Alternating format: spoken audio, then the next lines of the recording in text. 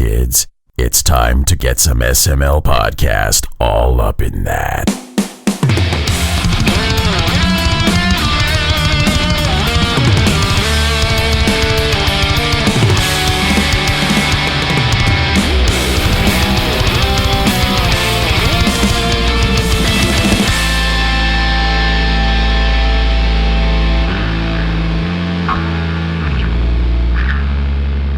What's up, everyone? This is the SML Podcast. I am your host, Joe. Joining as usual, Cole. How are you doing?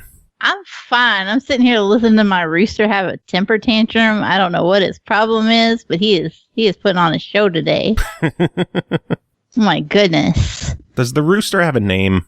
You don't name the ones you're gonna eat, Joe. Shit.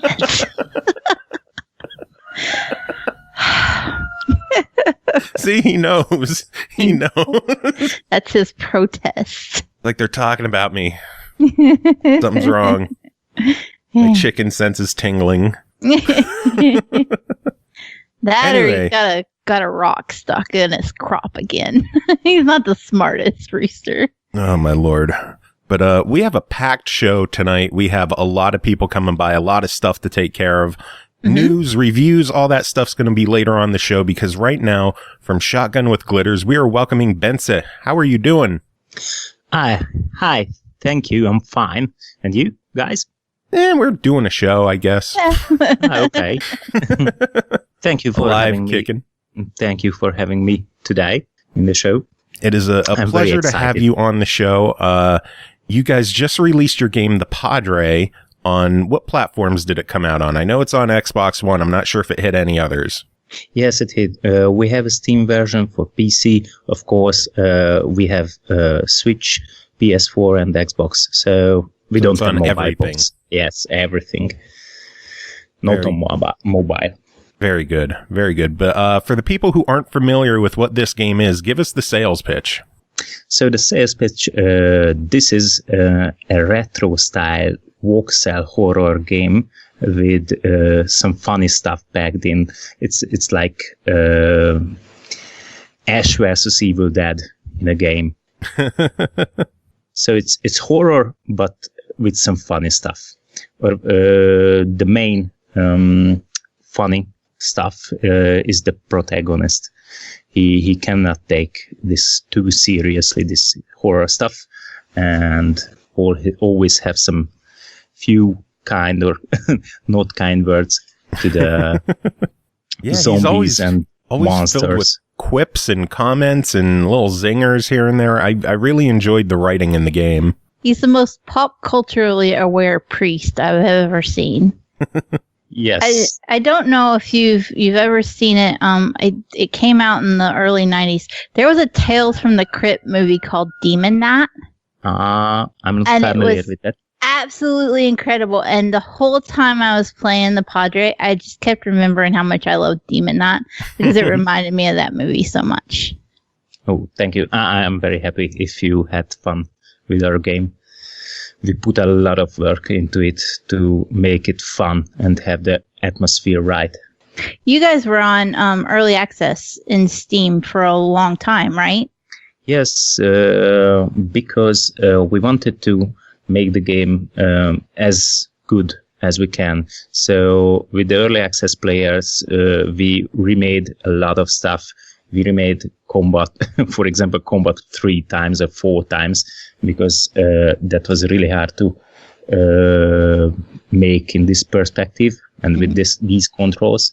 So, and with a lot of feedback, we meant a lot of stuff, like story-wise. There were some holes in the story, and then if you are working on a software and you are doing the writing, everything seems to be so pitch perfectly clear in your head. Oh, that's the reason this is happening, and that's the reason the other stuff is happening. But if you play with it, then you can understand that you left a lot of holes in the story. So the early access helped us fix these issues. Is it unnerving when you put something like this that you've worked on so hard in front of people and they start to tear apart and pick out the holes and stuff? Do you just start to panic? No, not really panic. Early access was quite right. I always honestly told everyone that you can tear apart the game, find everything you don't like in it, and push it into our mouse to know it. If you don't know it, we can't fix it. I think the player is the one who's buying our game, of course, and can rise us or let us fall. So if the player don't feel comfortable playing the game, don't have fun, doesn't click with the atmosphere, or just think the game is silly, then we made something wrong, and then we have to figure it out. What did we make wrong, and then fix it. So yes, it is quite hard sometimes to feel that the combat is pretty shitty again. Then when we have to figure out some new method to play the combat part, and this is really frustrating. Or just this scene sounds pretty silly. It's off. What did you write, guys? You are stupid, and that doesn't feel good. But I'm old enough to handle this, so it's hard to pick out the constructive criticism from just the shitty criticism. I think I've read all the criticism, and that there are two parts.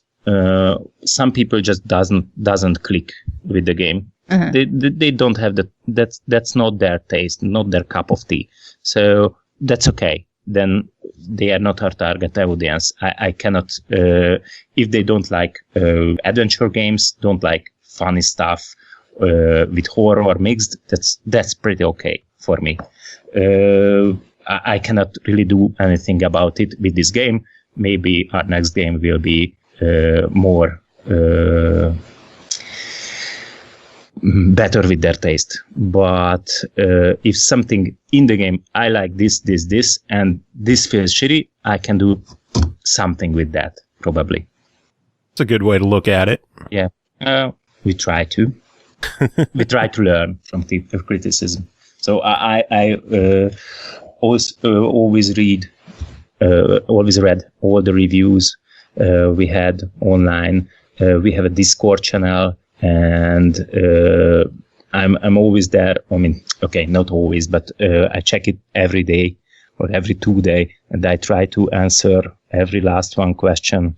We are also active on Twitter, so just anybody can drop their questions or criticism on us, and we will try to help them if they need help in the game, or try to answer the questions.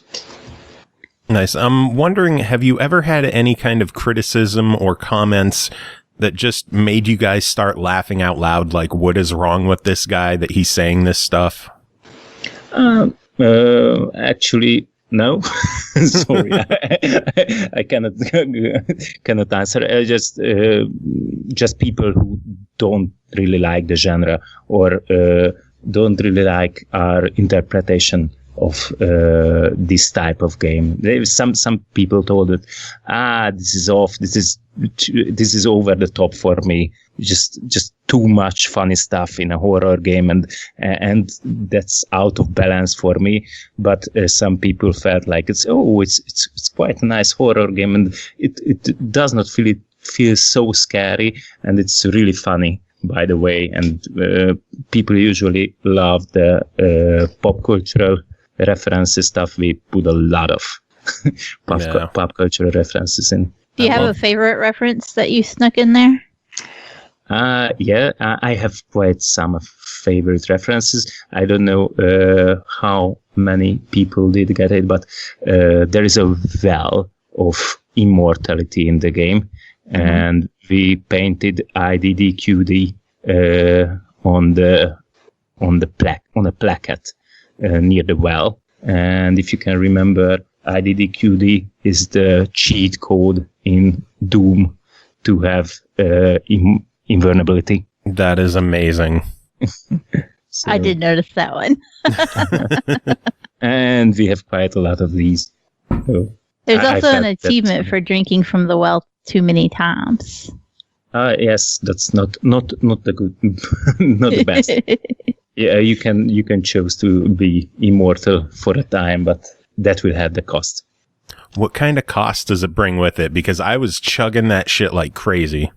Actually, we have solved this death problem in the game a bit differently, because if you die, angels are giving you have a vial, and it is starting to fill with angel tears. And if you diverge from the way, I mean, you use some evil kindish immortality trick to push forward or just die, then the angel tears are filling your flask. And if your flask is filled with angel tears, then the game is over. Yeah, I think, Cole, you ran into that, didn't you? I did. I was going for the achievement for drinking from the well 5 times, and I lost track of my angel tears. Yeah. And I didn't get the achievement, and I lost my save. So I fucked myself. I'm sorry. I'm not really sorry, but a bit. I was looking at the achievement tracker, and it said 80%. And I said, this is the only time I've ever wished a game didn't have achievement tracking, because I didn't want to know I was that close. And fucked myself. Actually, there are some unique items that can clear the angel tears from your flask. I think we have 2 inside the game, some unique actions or items. And if you meet a shining cross on the wall, you can also speak with the Lord and bargain a bit and lose a few of the tears. Yeah, I found a piano that I was able to play that cured my my angel tear addiction, and yes, that's one of the 2 items or events that clears the bottle full. Yeah, and then immediately afterwards, I was trying to solve a puzzle, and I was going through my items, thinking maybe this will work on it, maybe this will work on it. Oh, I have this board game I picked up earlier in the game. Let me use this. And then I died because I didn't read the cover of the board game. But you get an achievement. Yes. All I could do was laugh. Worth it. That was the point, actually. That was the point, and that was an evil joke. But that's one of the things, though. Like, a lot of people don't read details like that in games. They just button mash until something happens. And then something did happen. Something happened. Hey, it worked. Something happened. Mission accomplished. Yes, achievement. I'm curious, because you guys are a small studio. I think I read on your website that there's 7 of you. Yes. I was curious to how exactly you sit down and have a meeting and decide you're going to create such a morbidly humorous game, but then give it this cutesy voxel art. Actually, so when we started the game, only the 2 of us were there in this team, a team of 2. I was doing the writing stuff, the graphic stuff, and Balázs was doing all the coding stuff. So we decided. The voxel art came that I was just mashing the buttons and was checking art designs on Sketchfab, and I found a pretty little voxel room, and it was kind of darkish and was really atmospheric, and I felt like that I want to make a game like this, because this, even if it doesn't move, it has such an atmosphere. And we started the game as an adventure game. Like it was based on something like Alone in the Dark or Silent Hill or something. Some of these games, Resident Evil, but it was adventure at first, and then at the atmosphere, we created some rooms, and it felt like it's more horror. It's a horror-ish atmosphere, and then we wrote the story to be a horror, and then at that point it was not funny at all. But our first voice actor was leaving because he had some personal issues and couldn't stay as a voice of the Padre. The funny thing is, Patrick Hickey Jr., who became a voice actor, was interviewing us on the early access, and we had an interview and was talking about the game, and I just told him that we lost our voice actor, and he told me that he's also a voice actor, so he can do it, and we tried it out, and he had such an over-the-top voice, and he made the character so funny that we felt like that we have to diverge. We have to put funny stuff in the game as well. So that's the story. So it was because we are a small team. We didn't plan ahead everything, and we let ourselves go with the flow a bit. So felt like it's like discovery writing. If you're writing a book, we made a bit of discovery game development. So that's the story.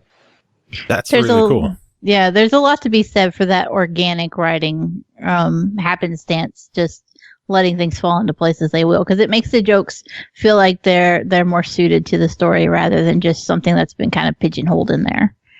Yes, but it is really hard to hold the story in one piece with this kind of mentality, I have to say, because I had a lot of holes in the story when I was finished, and I didn't even realize. Thank goodness for those early access players. Yes.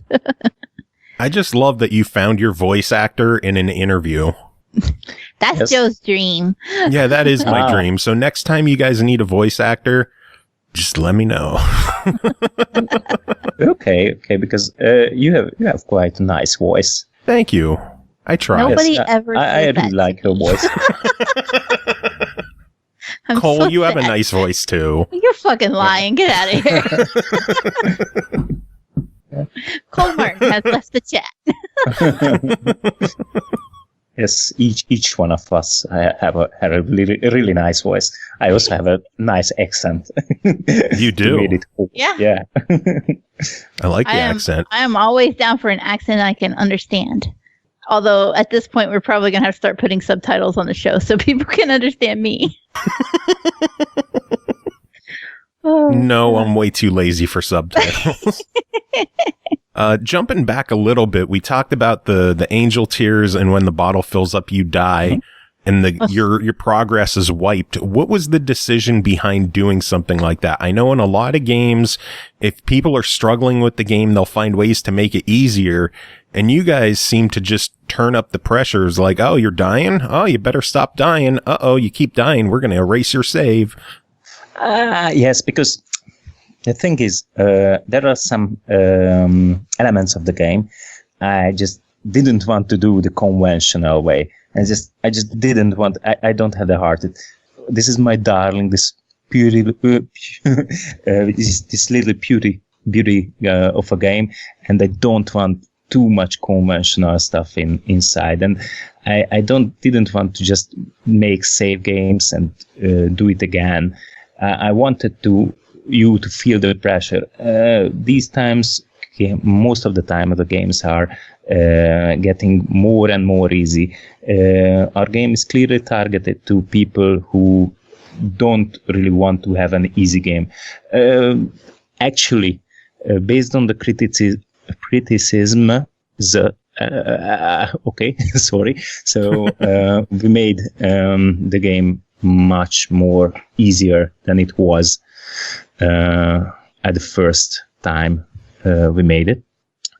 We had added a lot of hints and a lot of more opportunities to solve problems, made the combat easier. So we made changes in the game to be easier. Also, didn't like, for example, it was so weird to me to have a health marker. And I was thinking about it, how to represent the health of the Padre, because I don't want just put 100 or 20 or whatever number on your screen. I didn't want to put bottles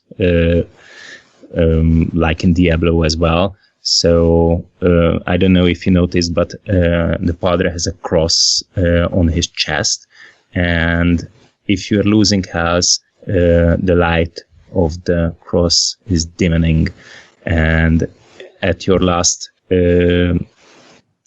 so at the last parts of your health, it is just rhythmically pulsating like a heartbeat. So and we could left out all the numbers to represent your health. I noticed that. I was kind of wondering if that was what the health was. I saw the dimming and the pulsating, and I was like, is that my life? Am I screwed? And then the next zombie that I ran into hit me once, and I was like, yes, I was screwed right there. Thank you, Angel Tears. Yes. I didn't want to kill you just with one or two angel tears. So I think there are 20 opportunities to die or something like that. That's a lot of ways to die. Yes, but also can have the crosses. So I think that's not that really hard. But if you are exploring and experimenting with Padre, you can die. Yep. Yeah, yep. Cole. That's for sure. Or if you're going for achievements, Cole. I think the biggest problem for me when I was playing is that I would get so into what I was investigating that my back would be turned to the camera, and then I wouldn't see that I was taking more damage than I thought I was. Especially there's one particular room where you have to solve a puzzle by standing in front of something, and I kept standing. I'm trying not to give any spoilers.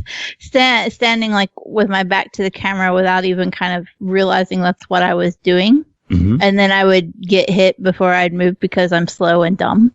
And then I wouldn't see. And then I was like, no! And I died like 7 times in that same room. Or we made something not clear or wrong. That's also a possibility. I am a dumb. I get really like steadfast. Like I know the solution. And then I go so hard at trying to carry out the solution that I don't pay attention to the other nuances. And then I just die because that's how I play games. And it's a bad habit. It's a really bad habit. I'm so proud of you. Yeah, I know. Like, and in that regard, if there's a way to fuck it up, I'm great for quality assurance.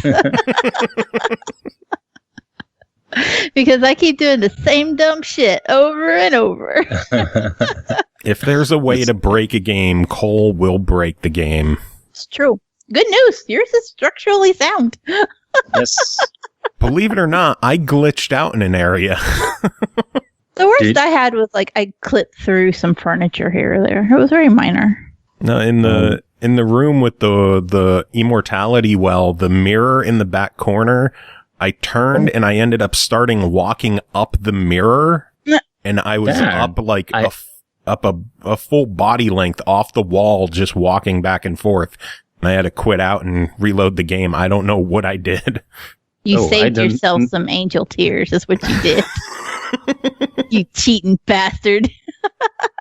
I don't know it either. I haven't seen that bug, but we'll check it out. I think we have hundreds and hundreds of bugs. So hey, you'll never get all of them. There's no way. No Well, way. to be fair, though, when you say you have hundreds of bugs, it's worth pointing out the scope of the game because there's literally hundreds of scenes. Yes, we have quite a lot of scenes, and we wanted to make everything in every scene something different. I just didn't want to make another room with zombies and another room with zombies again. So I had to figure out puzzles, and I didn't want to be combat the focus of the game. Mm-hmm. If there are too many zombies in a room or too many enemies, then you probably have some trick you can use to beat them. So you don't have to fight 5 or 6 enemies. You have to figure out the trick to beat them. So there's always a trick. Gotcha. Yes, there's always a trick. Speaking of the zombies, once you clear an area out, I know if you backtrack, you'll sometimes run into zombies. Do they just appear randomly from then? Yes, I didn't want to let people wander around and be bored. So if you go back to areas, then there can be some enemies again. They also can drop something, some ammo or health or something like that. So I don't want you to die if you just want to wander around or mansion. I don't feel like that's entirely true. Yeah, okay. You got me. That is not I'm the lying. same experience that I have had with this game. Okay. Sorry, just a small lie. But I didn't want to be the combat as a focus. So yes, there are some random enemies. Yeah, Sometimes. Kind of wondering why they were popping out. The one door I walked out and the zombie was already directly on top of me. I'm like, thanks for the heads up. And I just started swinging my crowbar.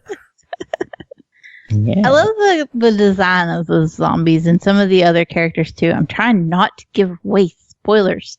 But I also really want to talk about my favorite puzzle. Which is? Damn it. The Lovers. Okay. Do you know which one I'm talking about? Yes, I know. I loved that. That was so grim and gruesome, but so well done. Oh, thank you. I really liked that one. And I also didn't die an excessive amount of times while doing it. Oh, yes, but that's a hard one, I think. I guess that's a hard one. Because that's an item puzzle, but you have to think about more. There's not only one item, so you have to figure it out. Yeah, that was. Did you get to do that one? Oh, I liked it. I think that's one of those. There's always elements to games like this, especially when they're grim, that stick with me. Mm-hmm. And like that puzzle is going to hang with me for a long time. It's gonna hang with you. Joke. I see what you did there. I said I was trying to be sneaky and not put any spoilers in there, and then you going blah. You could have just let it win. No. I can't let that one slide. You know that. A pun that bad. It was a good one, though. It was. Okay. Yes, a clever one. So, did you guys take the game to like any kind of conventions or trade shows while it was in development? Actually, my short answer is no, because we didn't have the money to go out to conventions. We are based in Europe, and actually our team is not even based in the same city. So around this region, we have our team, our developers, and we don't have an office. So everybody's working from home. And we are just using technology to connect and to meet via online to have our costs at the minimum. It's amazing that games could get done with people not even in the same town anymore. It just blows my mind what technology is at right now in this day and age. Yes. For example, there are some people I didn't even meet the whole time. Wow. Does For that example, make it easier or harder though? Because like I would be afraid I'd have a problem and somebody would be ghosting me and just ignoring me. They didn't want to deal with my problem. No. That's we didn't have that kind of problem because everyone was really enthusiastic, and we have a I don't know if you know software Slack. We have Slack. I have heard of it. I haven't used it. It's a quite nice group working software, and also used all the project management tools we need to keep track of everything and managing the project like in any other industry. So that wasn't a problem. Crazy effective. I would just be like, I would be like 5 minutes after sending somebody a bug report or something and be like, this motherfucker. They're not answering. They left me on red. No, usually they answer as soon as possible. So Cole's just impatient. I really am. And we are using also Skype, so we are calling each other multiple times a day. So that's not a problem. Nice. Sometimes it would be better, and probably if we are getting bigger or we are getting more successful, then we have to create a regular office space for us to work together, or most of us, because the people who are working for our team and living in another city or another country, then probably they won't show up every day. Yeah. Oh, man. So what is next for the Padre? Are you guys looking at doing any updates or patches, or do you have any DLC in mind? Or are you guys already planning on what comes next, the next title? Actually, because we are in a strong relationship with the publisher, I don't know what can I say. Oh. Sorry, I just don't want to. Joe forgot to pass out the Yes. uneasy button that we. yes. So I don't know. my official answer is no. My official answer is I know, but I don't know if I can tell. That's a good answer. So stay tuned. That's the official answer. Probably some Padre stuff is drawing near. Nice. I was going to ask if there were thoughts of a sequel, but I guess that just falls Overstepping under bounds, Joe. I Sit can down. do that. Yes, sequel. This is another story. It's not a sequel, but actually, we made a lot of assets for the Padre.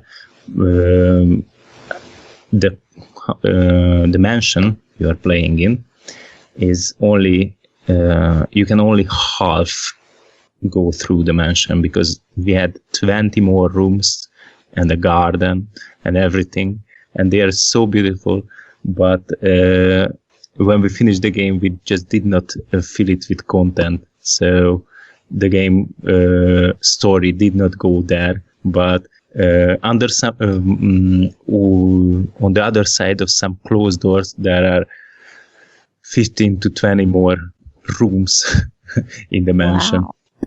So there's still a lot to explore if the Yes. opportunity presents itself. Yes. Oh, that was beautiful. Yes, if the opportunity shows itself, and we are ready to do that. Well, here's a question I'm sure you can answer. When you're not working on the Padre, what kind of games are you playing right now?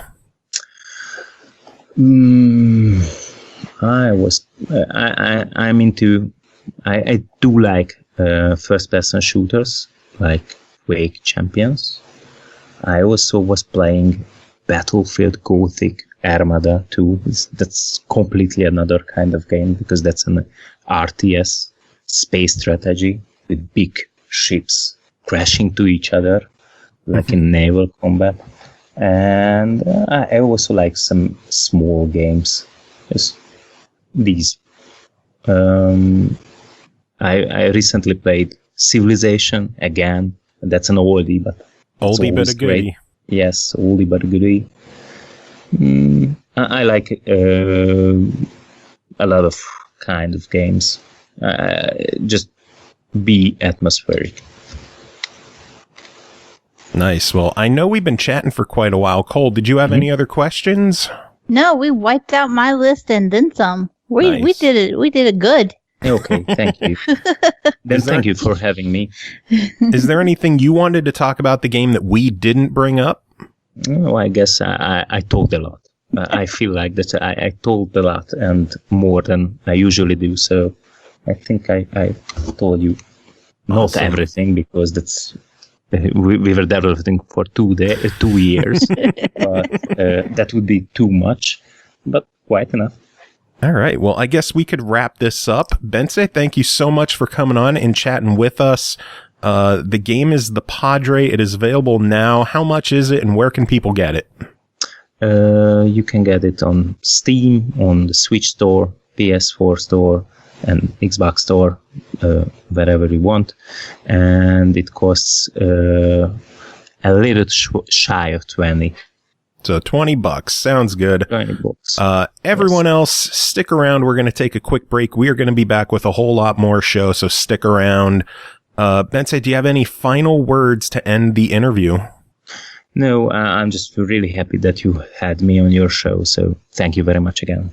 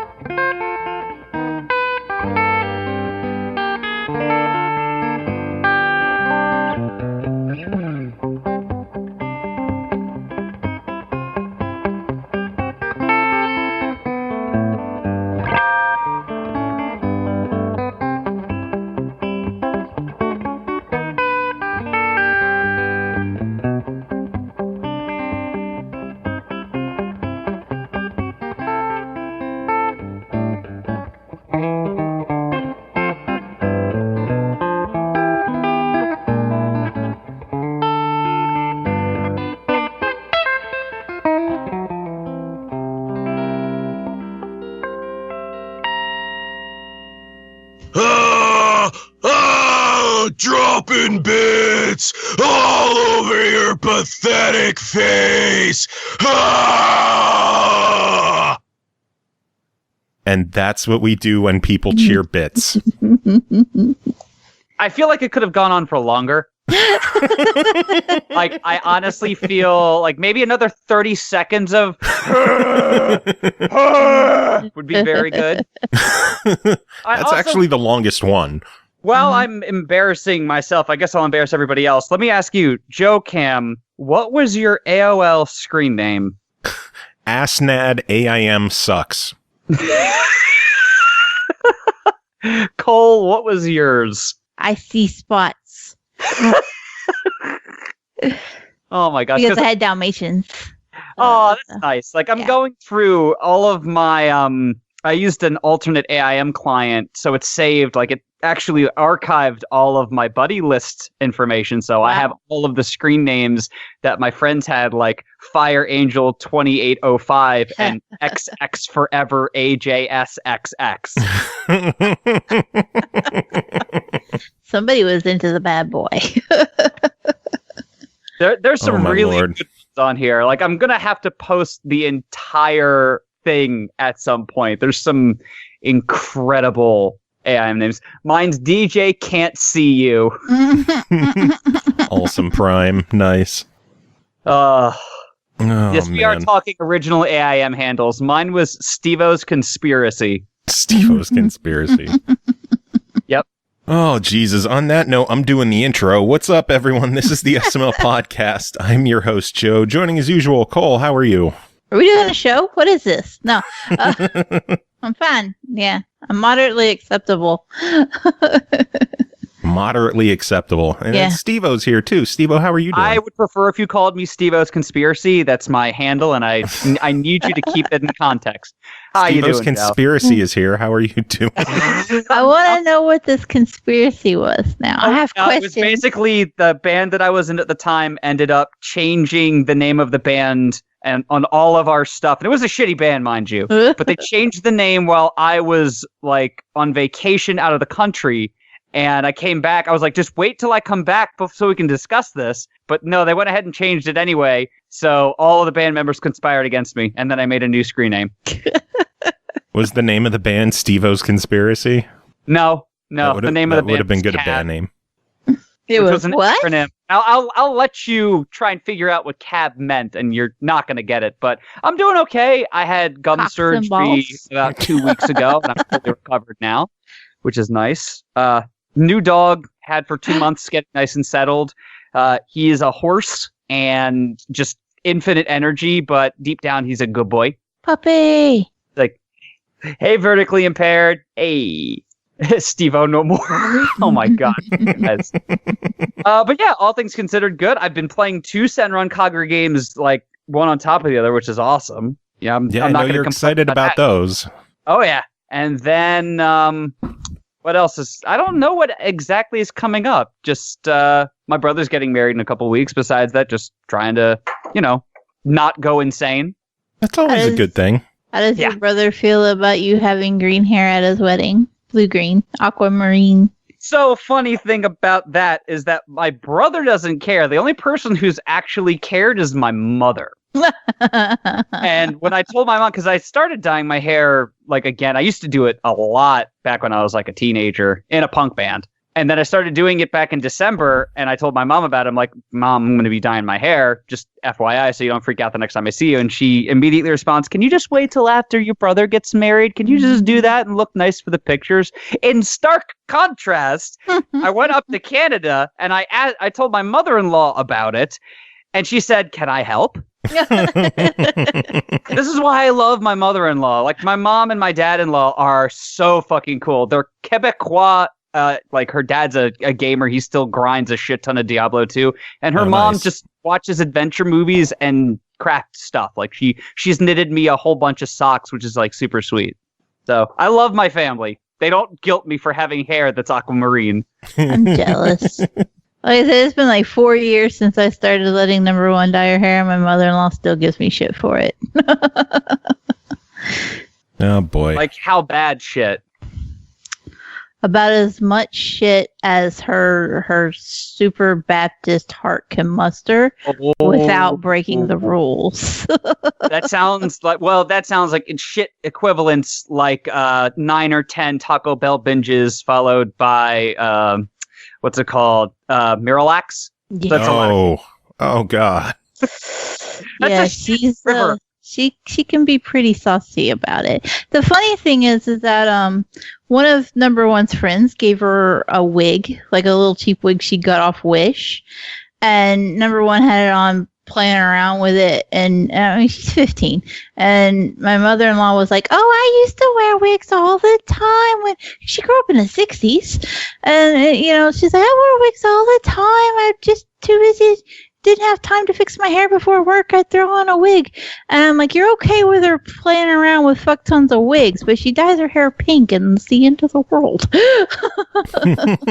I don't understand.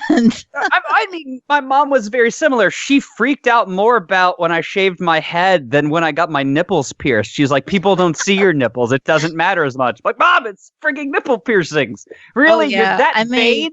I made a comment about how I was surprised how many of number one's friends had facial piercings. And I was like, I'd be okay. She wants to get a couple of extra piercings in her ears, and I just haven't been able to find anywhere in redneck land that'll do it. Ice cube and a needle. Yeah, I'm like, you can buy the kits at the store, and I'm this close. But I'm like, I told her that, as long as it wasn't in her face, she could get whatever she wanted. And my mother-in-law like curls her nose up, and she's like, even her belly button? I was like, fuck yeah, let her do her belly button. I don't care. She's only going to be 15, 16 once. Let her have some fun. Exactly. That's exactly right. Thank you. Thank you for being pragmatic about it.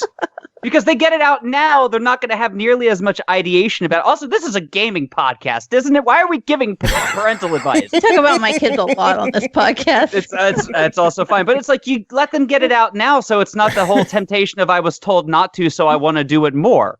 You normalize it. You let them normalize it, and then it doesn't become this temptation because of sheer denial. Yeah. Like the same thing with alcohol. I wasn't allowed to cut my hair until I was 16. Oh, that was... And even then, I couldn't get it cut past my shoulders. I had to stay below my shoulder. I like Prime saying the bad thing about nipple piercings, you're always luring fish in. I had to take them out after about a year. They never healed properly, unfortunately. Want me to kiss and make it better? This was like 9 years ago. Do you want to travel back in time and do it? I wish. So... Far be it from me. This is your show. Why am I the one saying maybe we should get back on topic? I don't know. It's not like we started a topic to be on.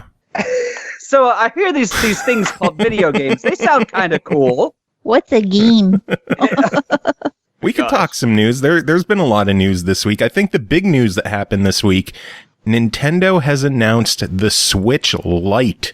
A revision. I have feelings. You had a feeling it would happen? No, I or have you just have feelings about it? This. Well, let's get the info out of the way and then we'll discuss it. It's a revision of the Switch designed for specifically for handheld play.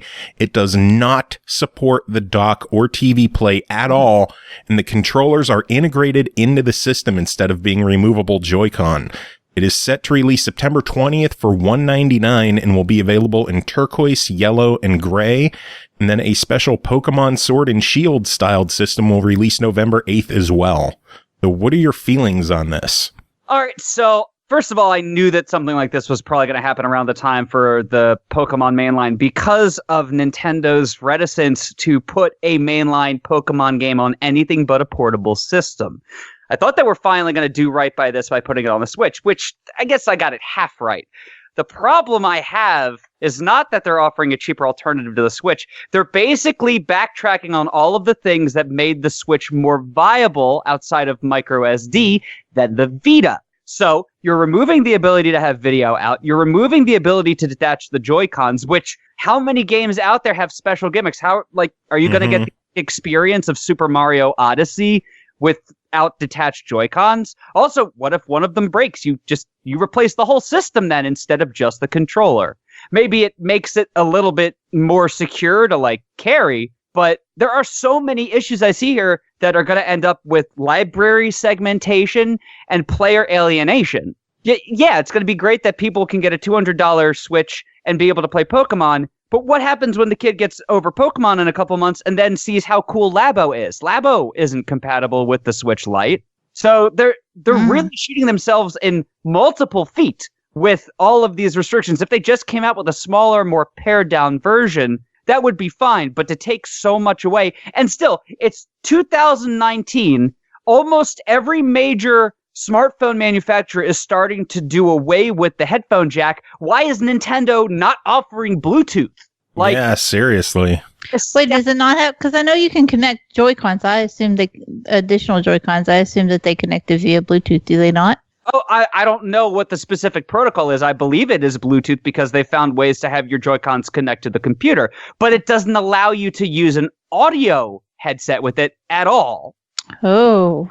Whatever it is, whether it's legit Bluetooth or something proprietary that they did, there's no ability for them to add a Bluetooth headset. That's why they came out with that ridiculous Splatoon 2 phone app headset gimmick thing for doing. I friggin' hate online communication on the Switch with how how they did it with having everything through a cell phone app, I just won't talk to people when I play on the Switch. So there's no reason to. So they had, the one good idea was offering a pared down Switch, which is fine. They neutered the system. They neutered it and are going to create so much confusion for consumers. I thought they would have learned their lesson from the Wii U. Maybe they learned a little bit. Don't name your products confusing things. But also, there's so much restrictive hardware on this machine. It's dumb. Anyways, those are my feelings. Well, they're good feelings to share. I didn't really look at it that way. I saw it more from the point of view that this is going to be good for families that have multiple kids that all want to play the Switch at the same time, and they don't want to share. It's like, oh, I don't want to play Smash Brothers or Mario Kart again. I want to play something for me, and I don't want to share it with my brother and sister because I'm selfish. This is the way we were thinking of it, because number 3 saw it first. I was reading an article. She saw it over my shoulder, and holy shit, this is all I've heard about for 2 days now. Fuck. She wants a yellow one, and everybody has to know that. And, like, my first thought was, this is a chance to get a couple of them, because we have one Nintendo DS that they pass around like mad. I don't know how that thing still functions.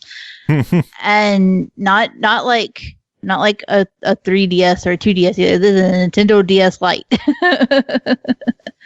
and they just pass it around. But there are official, occasionally the quabbles of, well, I don't want to watch you play Sonic. I want to play Cooking Mama or whatever it is they've got. And so I thought, it's expensive, but it's viable. It's far cheaper than buying 2 regular Switches. Yes, and that's fine. But think about it in the long run financially. Yeah, but that was where I had other questions, because I was like, can they share their library? Or do I have to buy everything twice? Because fuck that. That's our problem we're running into with whether or not to get a third Xbox. I mean, it depends. If you have a cart, then no, you don't have to buy everything twice, but you can only play it on one system at a time. If you buy it digitally, there is no sharing.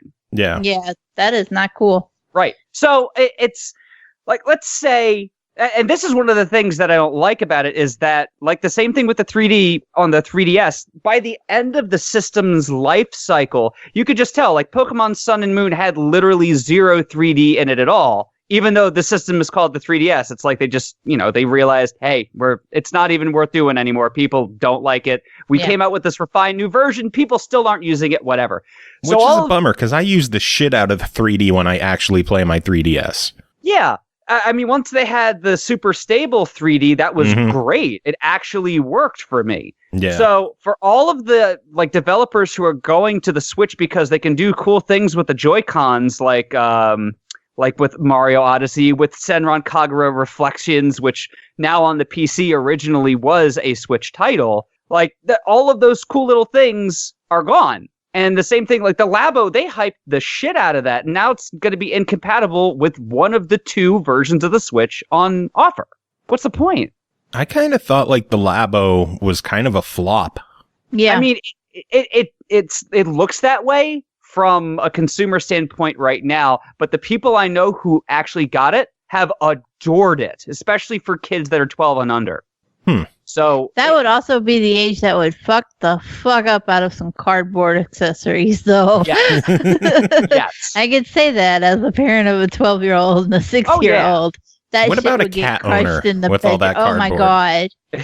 Oh, I didn't even think about Gabe. Gabe is like a magnet to boxes and oh. All right, so apparently I'm wrong. Root Beer is my jam says you can share. You designate one Switch as the primary and the others as the secondary. Okay. So that's good news. All right, so that's different than what I was informed. But so, that was one of my big concerns. Like, okay, if we cough up to get 2 so that they don't have to share, which might be moot. Anyway, number 3 has decided that her penny jar is now a dedicated Switch fundraiser. Nice. So, I had to pull her out from under the couch looking for pennies. Oh God. We're poor. There's no pennies under there. Get out. Mom already used those to buy dinner a couple months back. Sad laughing. but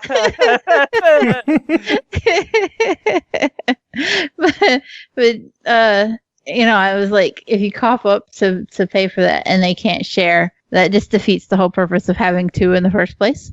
Mm-hmm. And then, I think their biggest aspect of it is that they like the colors and they don't understand all the graphical, intensities of everything. It's like, man, whatever. It's cute.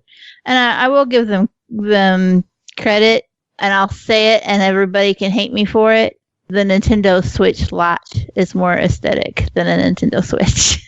Mm-hmm. I like the aesthetics of it far better. Fight me. I like the fact that it has an integrated D-pad. Yeah. Instead of those 4 buttons that is supposed to be a D-pad. Yeah. It just looks so much nicer. And it looks more like a handheld system you would have played with when we were kids. Mm-hmm. And I think it looks so much better. It's so much cleaner and nicer, and the colors are cool. But although number one was mad there wasn't a pink. So, problems, but we'll get there. Why didn't they do something like they did with the 3DS with the faceplates? Did the 3DS have plate? I didn't know that it did. Yeah, the new 3DS. I believe that was the 2DS, wasn't it? No, the new 3DS. The mini one? No, just like the new 3DS, the non-XL one had faceplates. I could have sworn that was the 2DS. Because but it I might have be the 3DS, a regular right? new 3DS, because it has 3D, and it's got Blastoise on it, and I can take the top and the bottom off. And realistically, the design of the Switch Lite would allow for, some kind of case. And you'd think that they would have to create some kind of case for it, because that's just begging for kids to drop that shit. Yeah. Mm-hmm. So that's probably going to be like a pre-Christmas thing. Hey, did you buy your kid a Switch Lite for Christmas? Well, buy them a case so you don't got to buy another one in a month. So yeah, the all solid 2DS did not have the faceplates. The new Nintendo 2DS and the new Nintendo 3DS non-XL had it, which again, way to non-evenly segment your products and change like what functionality is in every one. It's absurd. Sorry. Feels my fifis. I'm just laughing. Root beer is my jam, saying the issue is the size. It will require some kind of grip as well, unless you have Trump-sized baby hands. No. We did read erotic fan fiction yesterday about Jeb Bush and Ted Cruz. Oh my God. Jesus. Yeah, I'm not going to spoil that tonight, but I should probably mention you should listen to my podcast, but not at work because it'll get you fired. It's called Friday Night Fan Fiction. Oh my Lord. Joe's going to cut out my only pitch for my stuff. No, I'm not. I'm too lazy to edit. Meanwhile, sitting here on 35 hours of podcast editing basically every week. Yeah, you're a fool. Yeah. Hey, it sounds good. Somebody's got to put those sexy noises in there. See, we have Norg as our sexy noise. Yeah. And all we need is for Norg. someone to drop biddies to play it. We make people pay us for Norg. Aw, I hope he gets royalties. Nope. Right, I made Norg? the emotes and the What? sub badges. I ain't getting no royalties. He ain't getting none either. Yeah, you sub to me instead. Yeah, I have to sub on my own damn podcast. That way I don't have to watch the damn ads. That works. It's cruel. That works. So yeah, it looks like we have a mixed feelings on the Switch Lite. Jumping back to the whole account thing, I'm pretty sure it works like the other consoles do, where your account, like you get a console license and then your account license, where if you're on one Switch and you set that as your home Switch, anybody on there could play any of the games on there. Okay. That is a plus. And then if Reading you're it right on now. another Switch, if you're signed in online, you can play any of your games. I think that's how it works, but I'm a one-person household, so I just play all my other shit. We are mulling whether to get the the girls, the two younger girls. Number one has an Xbox in her room, and it's a constant battle between her and 2 and 3 over whether they get to play or not. 2 and 3 share a room, so we're trying to decide whether or not to get them an Xbox or a Switch. And then the Switch Lite came out, and the rest is pennies under the couch. So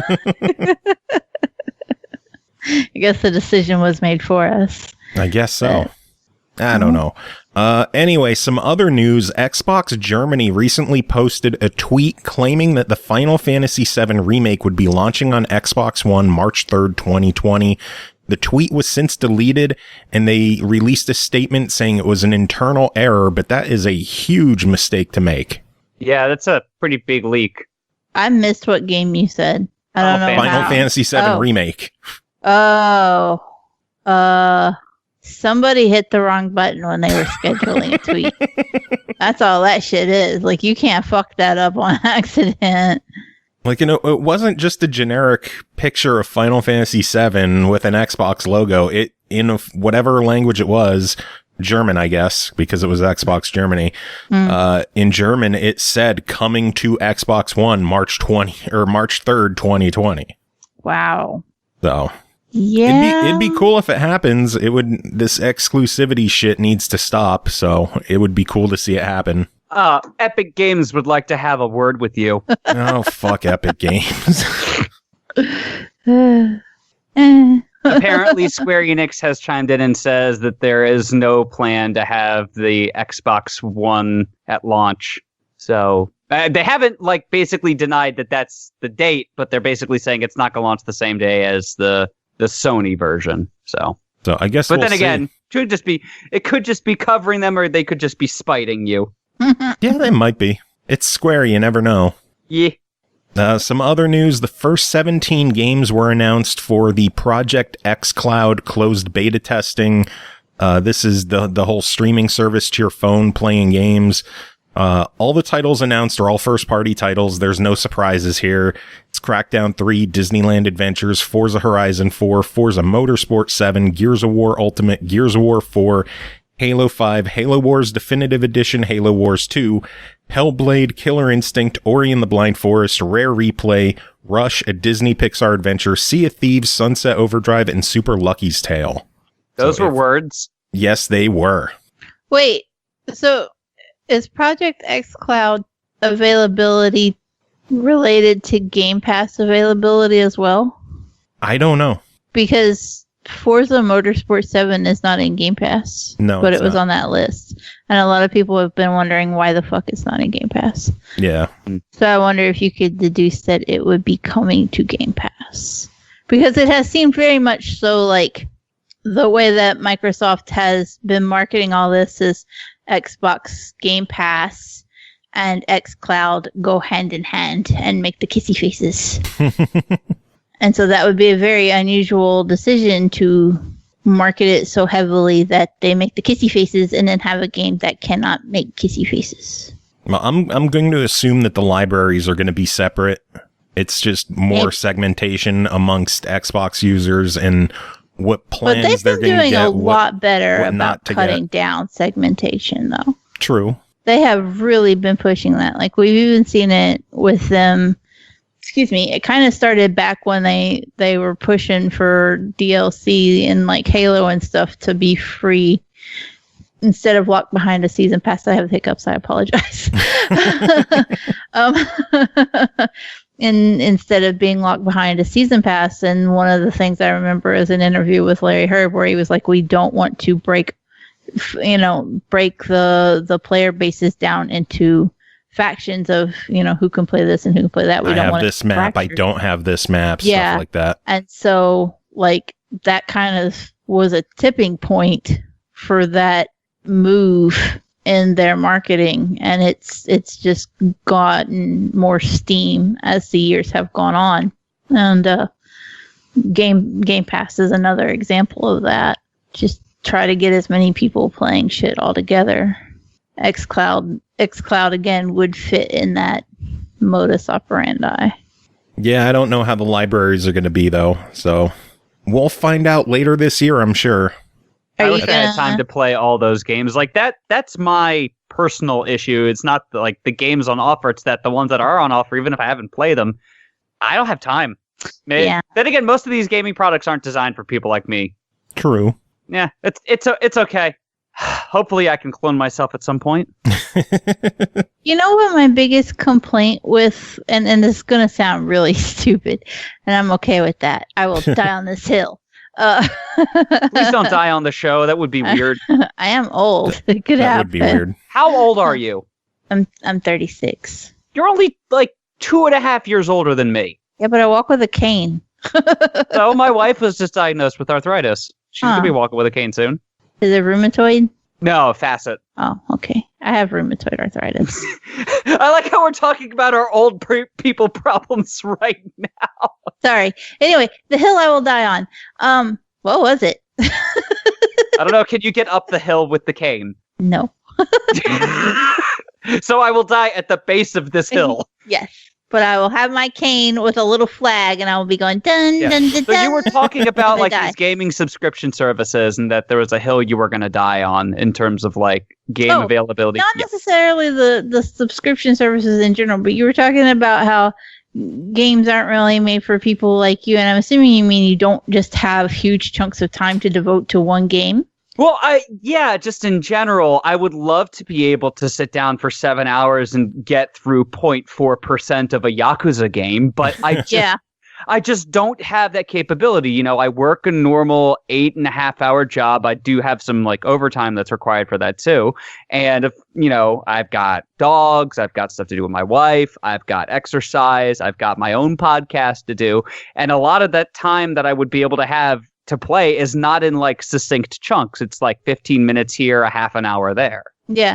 This is something I was talking to you about it, Joe, recently, where I was like, I've played a lot of Rocket League lately because it's pick up and play. Yeah. And if I'm going to play the Division, I need 4 hours just to get out of the base of operations. Mm-hmm. And I haven't played Division in like 2 weeks just because I haven't had the time to throw at it. Because you have to invest in just a ginormous chunk of time if you're actually going to play and accomplish anything. Right. And I just look on with intense jealousy to all of those people that I know are just like, oh my God, I finished the Shadowbringers campaign in the first 6 days. I'm like, I wish I also had that time to take off of work. I have tried the Division's raid one time since it came out. We spent 6 hours, maybe 7. We had the initial 8 people. We had 4 backup people arranged. We had to swap people out, I think, 2 times. And over the course and we never made it past the second boss. Wow. Yeah. And I thought that Division 2 had much better like level scaling. Apparently they didn't correct all of the issues with the first one. With their When the raid came out initially, people were completing it on PC in like 36 minutes. Mm-hmm. But on a console, it was taking like 3.5, 4 hours. Ugh. And that's once they actually knew what to do to get past it. I mean, so it's a hell of a difference. It's problematic, and they're being very pushy about, no, it's fine, and it's gonna bite them in the ass. They do have an update on the test servers right now on that PC players are testing out, to add a discovery mode, a discovery difficulty to the raid, so like you can learn it before you go into it. But I don't think it's going to be sufficient, and they're going to need to do something. If you don't have 8 people all running maxed out DPS builds, you're not getting past. And it's crazy because that you go past the tarmac, and then there's the boss that you interact with. And that boss, the ones that follow it are small potatoes compared to that first boss that you come into. And just, that was where everybody was getting fucked up. There were some arguments over whether it was a difference in aiming and aim assist between controllers versus mouse and keyboard. I don't necessarily think that was it. but I never really could put my finger on it. My biggest complaint was just if you weren't running DPS, you weren't getting by. And that's not how the Division up until this point had been built. It was very adamant that all builds were effective. And I've been running a very skill-heavy med build. And it was a pain in the ass because I was keeping everybody else alive and myself. And yet they would still end up just dying. And then I would be standing there with full health and I don't have any DPS because I'm a skill build. And I'd have to sit and die. And so we could wipe and do it over again. And Damn. It's not an ideal way to play a raid. It really needed to be more efficient so that players, regardless of your build, you should be able to get through it. Especially when you consider you have 7 other people to backpack you.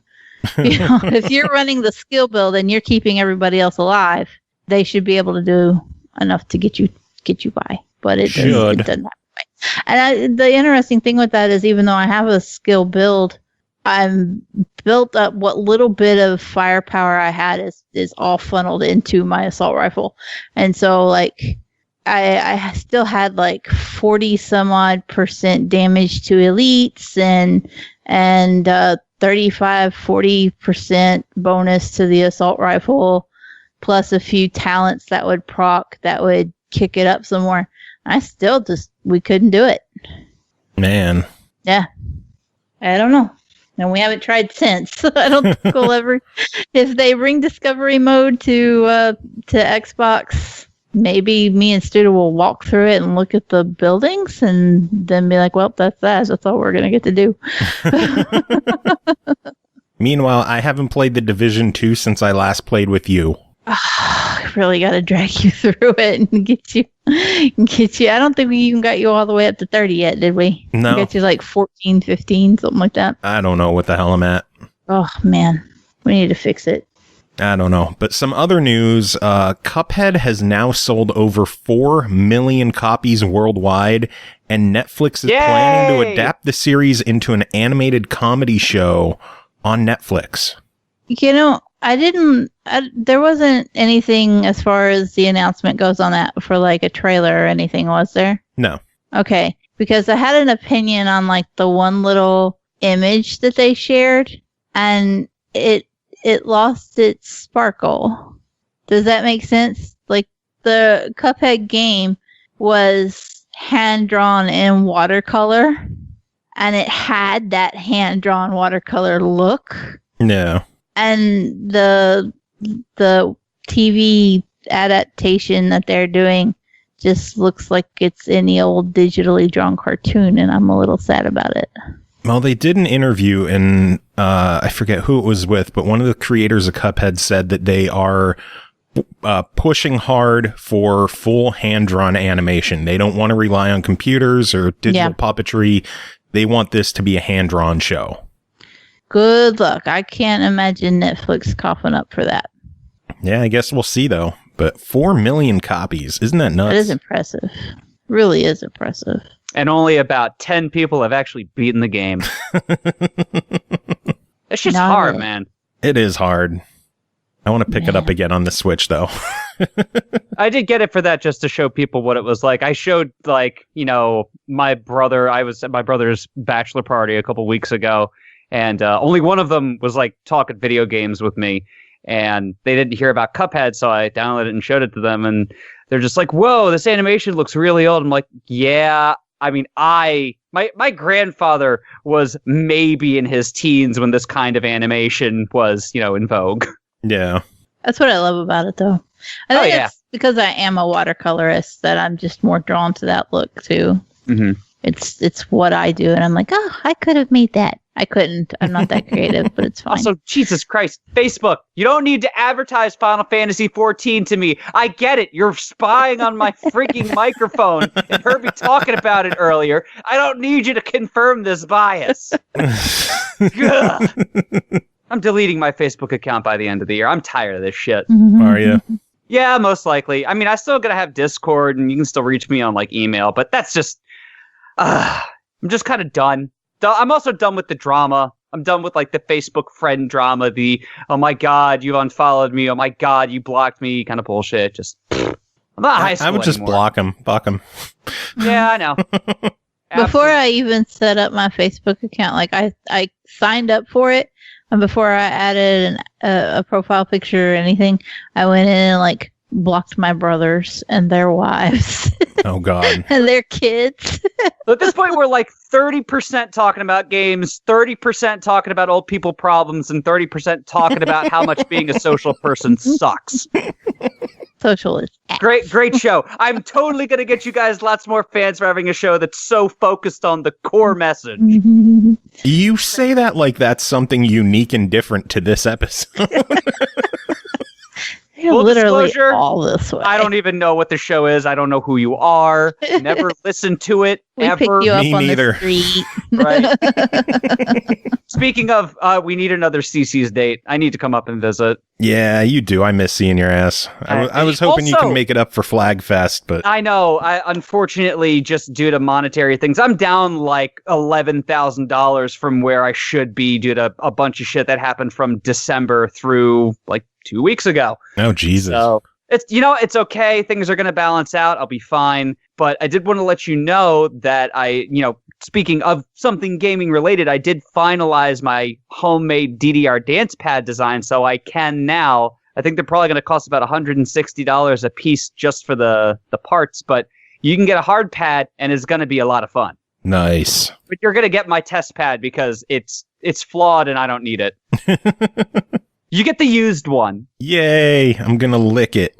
Oh, no, please don't, because I sit barefoot, you get sweaty. You're kind of not going to want to do that. I'm totally going to lick it. Oh, Jesus. Yeah, well, take a picture if you do. Anyways, what other news do you got? Oh, man. Let's see. Over 2 million courses have been uploaded to Super Mario Maker 2 already. 2 million courses. When did that come out? Last week. Fuck. How many were dicks? 2 million. Not enough. I expected many more. Both dicks and levels. You don't think 2 million's a big number? Oh, no, I never said that. I expected more. That's all. I mean, there are so many different kinds of penises out there that people can be making levels off of. Big ones, small ones, black one, white ones. There's so many dicks out there. Oh, yeah. Hooray for dicks. All right, is that the title of the episode? Hooray for Dicks. I hope so. Oh, God. Sponsored by Dick's Sporting Goods. I wish. Hashtag not an ad. Hooray for dicks. Oh, Jesus. Let me write that down just in case. It depends on how high I am when I'm doing the show. Like, fuck it, I'm high. This is a funny name. I'll do it. Yeah, be about dicks. Hooray. Slowly, I am corrupting this show. Well, more corrupted than it already is. Slowly from the inside. It's not hard to do, man. Stevo, man. I've been working on a coloring book that is nothing but dicks wearing costumes. Still waiting on that, Cole. Yeah, I'm working this on sounds like something I would immediately buy. it. Like, that's great. That's this perfect. is my skill set in life. I my claim host to LAN fame. parties about once a month, and sometimes people bring like drawings and crayons in order to have like a coloring party while people are dancing and playing PC games. Do you know how much fun people would have just coloring in a bunch of dicks in costumes? Just imagine a bunch of drunk 30-year-olds sitting down in the family room with crayons coloring in dicks. Sounds like a party. The It's gonna have American 30 coloring pages, but I've also what's taking me so long on it because I started this back last October. But what's taking me so long is that I've been going in and creating like activity pages as well. So like connect the dot dicks. Connect the dicks. I've been doing crossword puzzles and seek and finds and all kinds of stuff because I didn't like want to for the cost to produce it. I didn't want to limit it to just being the 30 pages. Mm-hmm. So I've been trying to like fluff it up with more I mean, you can always fluff the dicks. activities. Carnage, That's Cawkward a paying puzzles. job. Oh my There are God. people on LinkedIn who have that on their resume. Actually, I don't know if that's true. I need to go look now. It's probably true. Cawkward puzzles. That's amazing. I'm going to Scott- steal that. Scott gets a good one every now and then. Yeah, he has his moments. Rare though they may be. Since we're on Nintendo news, Nintendo Switch Online is getting 2 new games on July 17th with Donkey Kong 3 and Wrecking Crew. They are also going to be adding a rewind feature that you can use to jump back if you make a mistake in the game by pressing ZL and ZR together. So it's nice to see an emulator update to let people fix mistakes and jump back in time if they need to. But 2 games, that's all we're getting? Come on. I also like, that's great. Nintendo's taking one of the emulation features that has been around since The late 90s? Yeah, like 96. So go you, Nintendo. Like not even sarcastic. I'm glad that you're taking some of the best things that people have done with their open source projects. That's, it's your system. You deserve the right to do that. But it's not really doing much this late in the game, I guess. People who are already playing stuff on their computers aren't going to be wowed to come over to you. Yeah. You can play most of this shit on a Raspberry Pi. I can't wait till they start putting all of the RetroPie stuff on the Pi 4. They announced the hardware for that, and I'm stoked because they'll probably be able to get like Sega Saturn emulation up to a playable speed on that. Yeah, number 1 has a Pi 4 on her wish list for Christmas. Nice. That is A+ to that kid. Yeah, she just did summer courses at a nearby college, and one of the classes she's in a program called T3. So for the next 3 years, they take 2 tech classes over the summer at the college. They take other, she had to take English and science and algebra and shit like that too, but she get to pick her tech classes. This year it was all about Raspberry Pi. Mm-hmm. And so the very first day of class, they had to build a Raspberry Pi computer. And then one of their projects was to build a selfie station so that other kids during one of the dances would come up, press a button, and the camera had to autofocus on them and take their picture for a selfie. And so they had to do all the programming and all that with a Raspberry Pi. That's pretty cool. Yeah. Next year, they learn 3D printing. And the third year... again, coming back to the dicks. Yeah. I hope not. Mommy, look, I made this rocket ship. Good job, honey.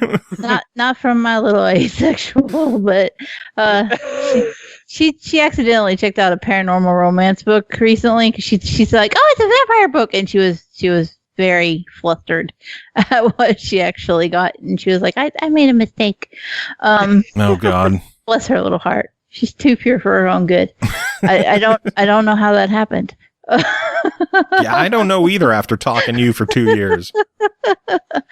But the third year they actually get to learn to program autonomous vehicles. Damn. Yeah. So it's she's quite the little engineering tech nerd. And she has a Raspberry Pi, but she's only got the little Raspberry Pi Zero. Mm-hmm. And it was like the one that's a little tiny, looks like a thumb drive. Yep. So, just also quick thoughts on self-driving cars. We should have already had self-driving cars by now. I want them to get a jump on the game. I want a car that's going to drive itself and make me breakfast while massaging my feet. I want a car that is going to call my mom and tell her how my day was without me having to do it myself. Oh, that would be amazing. I don't just wanna want deal one that with I people. don't get car sick in. Also, did I tell you guys I'm testing my new stand-up comedy bits on this show? I'm just trying to get a feel for the waters. Nice. Nailing it. Ba-dum-tsh. I'm just shooting myself in the foot here, just postponing how long it's going to take me to do my review, even though I have work tomorrow. It's all right. I'll be up late tonight. It's okay. Well, the last bit of news I have is that Psychonauts 2 has been delayed to 2020. The more time to make it a better game, I guess, is good, but it's a bummer to see it delayed. Yeah, it'll come out around the same time as Shenmue 3 and Beyond Good and Evil 2. Yeah. But yeah, I'm very upset about the whole Shenmue 3 debacle that went on recently. I didn't personally back it, but I know people who, the strange friend who holds Shenmue near and dear to their heart, that was absolutely crestfallen by it being put as an Epic Games timed exclusive. Yeah, that's bullshit. When a company does a Kickstarter and they guarantee everyone Steam keys and then they switch to Epic Games Store, that's some bullshit. Follow through on what you promised. On top of the fact that they already got money from Sony and Deep Silver for making the game on top of the Kickstarter, that they went ahead and got the money from Epic to make their game better in exchange for basically going back on their implied promise that it would be on Steam the same time as everything else. Yeah. I'm really tired of all of the shit that Epic is pulling with this exclusivity, where they're just buying up games instead of letting developers make a choice of where they want their games. They're basically bribing them into exclusivity, and it sucks for everyone. Right. And it's different this time around because it isn't like it's a different hardware platform. It's literally just a different piece of software. This hardware is more than capable of running it simultaneously. It's, I'm all for fair competition, but and Jim Sterling does a very good job of breaking down all of the Epic Games stuff. Even if you're not a big fan of his incendiary brand of gaming journalism, I would recommend getting his insights on the Epic Games fiasco, because it makes a lot of sense. The argument that Epic has been giving over and over again is that once Steam makes it more evil, once they offer developers a bigger slice of the pie, they'll stop, doing this practice. No, you won't. No, that's bullshit. You're doing this because you want to be Steam. You don't want Steam to be better. Yeah. That's not how businesses work, but I digress. Oh, well. But yeah, that's the news. Angry old man yells at cloud. Cloud gaming. We're all old and dying. Yeah. All those pops and creaks you hear isn't my chair making noise, it's my back. And my knees. Yeah. My everything. Really, Yeah. I didn't realize that you could have somebody's shin bone make that noise. I didn't. Oh man, but yeah, that's the news I have. Anything either of you want to discuss before we jump to the reviews? The new Xbox update.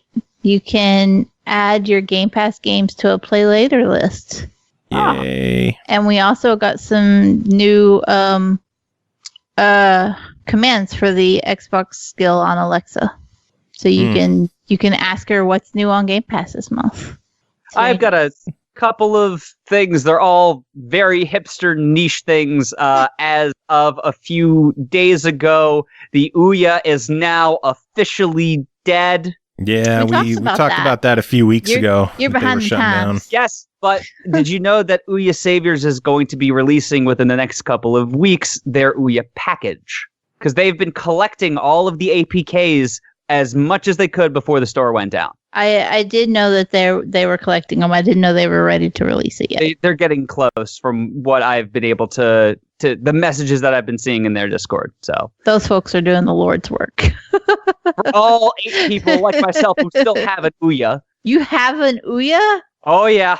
What you poor bastard. Foolery? I still have the paper that came in the box that says, "Thank you for believing," and I hate it every time I see it, but yes, I do. Ouya Frame it. Controllers. Hey, I also backed Mighty Number 9 and Unsung Stories, so I'm 3 for 3. Damn, dude. I know. That's rough. I've got some projects lined up. Would you like to back them? Not Stevo's ranty hour. They will be decidedly more successful than the ones you have a history I mean, I'm with. planning on releasing my own card game at some point in the near future, so hopefully that funding can go for that too. But so they're good on them. Same thing, but Flashpoint, which is a project that has been collecting all of the Adobe and what's it called, Macromedia Flash games across the internet, now that Flash is basically dead, has been releasing it, and they just released another fix point update for it. When was this? About 14 days ago. So there is, I believe, over 120 gigabytes of Flash games. Jeez. Wow. Including my personal favorite, and I have a story to go along with this, Dikembe Mutombo's 4.5 Weeks to Save the World, presented by Old Spice. What the fuck?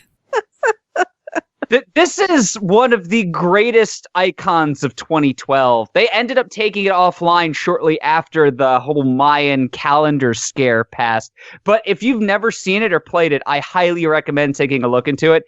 They basically got a bunch of indie devs to come up with games based on what was going on in the real world, with one episode released per week for 4.5 weeks. It was great. That was around the time that an awful song by Nicole Westbrook, Thanksgiving, came out, and there was Furbies resurging and more vampire movies coming out, and it's just very fun. So go check it out. And lastly, I actually just completely spaced on my lastly, so forget about it. Good job. Proud of you. It'll happen. So right. What's next? I guess we're moving on to reviews unless anyone has anything else to say. I'll take that as a no. All right. Stevo, we'll start with you so that you could get going and you could get yourself some sleep. The first game to talk about... What'd you say? I said, I'm fine. You young whippersnapper, I've been staying up longer than you've been alive. Wait, no. You're older than me, aren't you? Maybe? I don't know. I'm 33. Oh my God, I'm older than you. You are so young. Also, they're saying, like, this is going to be a long episode. Oh, yeah. That's what happens when Joe signs me up for this. He knows what he's getting into. What they don't know is I did the welcome back. Or did I do a welcome back? Or did I go, what's up, everyone? I think you did what's up, everyone. Whatever. We didn't interview the first half. Yeah, we have to re-record. Yeah, we're starting over. Start from scratch. Fuck it. All right. Well, I've wasted all my funny, so good luck. Well, then we'll jump to the reviews. Fuck it. We'll fix it in post. Yeah. No, we won't. No, you won't. You said that earlier. All right. So you want me to go first? All right, I'll go first. SENRAN KAGURA Reflections is a simulator where you get to massage people's legs and legs. I didn't get to do the intro yet. No. There's no intro here. Fine, go ahead. I have to. This is the only part of the show that has any kind of structure. Don't fuck this up for us. Wow. That's a caveat that wasn't in my contract. This is the only thing written down that we actually pay attention to every week. All right, so first game to talk about tonight is called SENRAN KAGURA Reflections, developed by Tamsoft, published by XSEED and Marvelous USA, released June 24th on Steam for $9.99 with a variety of characters and costumes as DLC. A Heart's Desire bundle is available for $59.99, which includes the game and a host of the DLC, not all of it, but a bunch of it. Can you feel it? The beating of her heart in a classroom after school? Learn the ways of reflexology by syncing with her heart and body. In SENRAN KAGURA Reflections, interact with your favorite shinobi heroine like never before. Stevo, it's all you. All right, so where do I begin? This game was originally a Switch game, which you can definitely tell from just the various mechanics in it. A lot of it, because I have the Switch version as well, a lot of it is based around your interactions with either the main girl or, if you buy the DLC, one of the DLC girls from the main SENRAN KAGURA series. I believe there's only 6 that you can choose from. Asuka is the default one from the core game. There's also Yumi, Yomi, Ryobi, and 2 others whose names are escaping me. Let me take a look at the bundle info, and it will probably remind me. Yes, I'm over 21 years old. I'm allowed to look at this. Are you sure? Yes. All right, so it's Asuka, Yumi, Murasaki, Riona, and Yomi. Which, there's way more than that, but for a side game, I'll give them credit for it. I will say right off the bat, this is probably my least favorite SENRAN KAGURA game, including core games as well as offshoots. I've never played their mobile game, which was released only in Japan, so I can't chime in on that. But from everything that's come out in the States, probably my least favorite.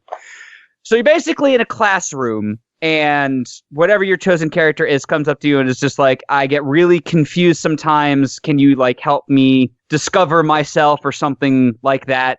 And then you start rubbing her hands, which is all right, a little strange. I'll deal with it. I'm, open-minded. And you find, once you start rubbing her hands in like a good spot, like you'll start hearing a heartbeat, and then suddenly a big heart cloud shows up, envelops the screen, and you're inside one of these characters' fantasies. Like, just her distractions, her thoughts, and you...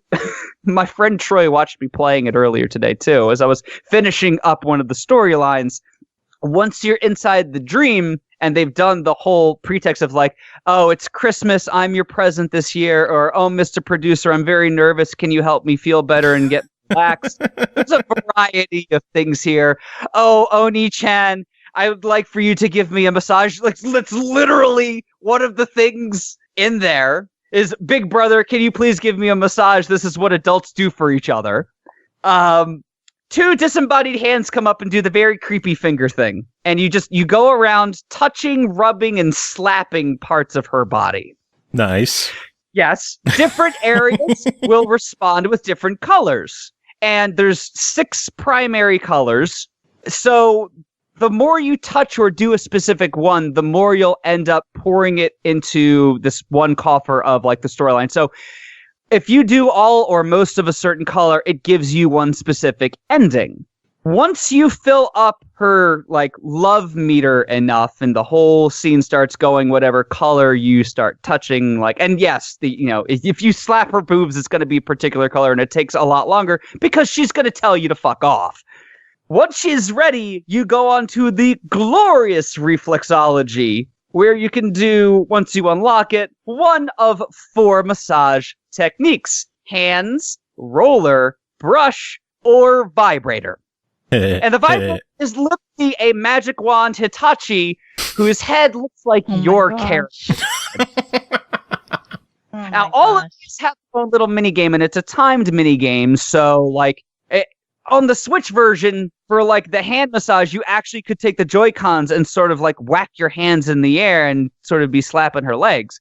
But for this one, you only use a 360 or PS4 controller, and you just use the thumbstick, so you don't have nearly as good of a feedback on it as you did in the original incarnation. As long as you get the timing right, not too fast, not too slow, and these are all very compromising positions. All of them, minus the brush, are panty shots. Like, once you get her happy enough, you can just, like, finish her, and it's basically an implied orgasm. The gimmicks of the game, basically, you want to unlock all the different massage techniques. You want to go through all the different parts of the storyline to get all the different endings. You want to see all of the different fantasies that she has. There's stuff like her athletic fantasy, her RPG fantasy, her, like, hot teacher fantasy, like, shit like that. So you have to beat the game more than once in order to fully, quote, unlock her heart. And when you've unlocked all of the different endings, that's when you're able to go through and start being meticulous about, oh, I didn't get this color on this fantasy. I'm gonna 100% it. I can tell you that when I first got the game on the Switch, I lost interest in it within the first couple of hours simply because the replay value on it is not rewarding. These games are simple. The voice lines, well translated, don't offer enough variety to entice you to come back because it's all just conversational fluff. None of it is really impactful outside of the beginning and end of your storyline.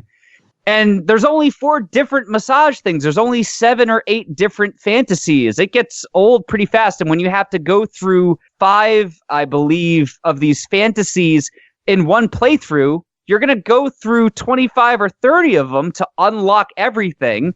And you're just going to be bored from all of the repetition. At some point, they offer you the opportunity to not do the glorious reflexology, but that's the whole point, is you're supposed to be able to get up close and intimate with your character. Yeah. So, for $10, it's an okay distraction, but I would far, far more recommend getting another offshoot game like SENRAN KAGURA Reflexions, where it's a rhythm game. There are 22 different levels, and each of those levels has 3 different difficulties, which vastly changes your experience because all of them have different buttons that you use, different rhythms. It's a much more rewarding experience. that one still gets old, but it takes at least 15 to 20 hours before you can say, I've done enough that I've seen most of what I want to see. And this, it's negligible. It can be even within an hour if you dive right in. Damn. That the game loses its luster.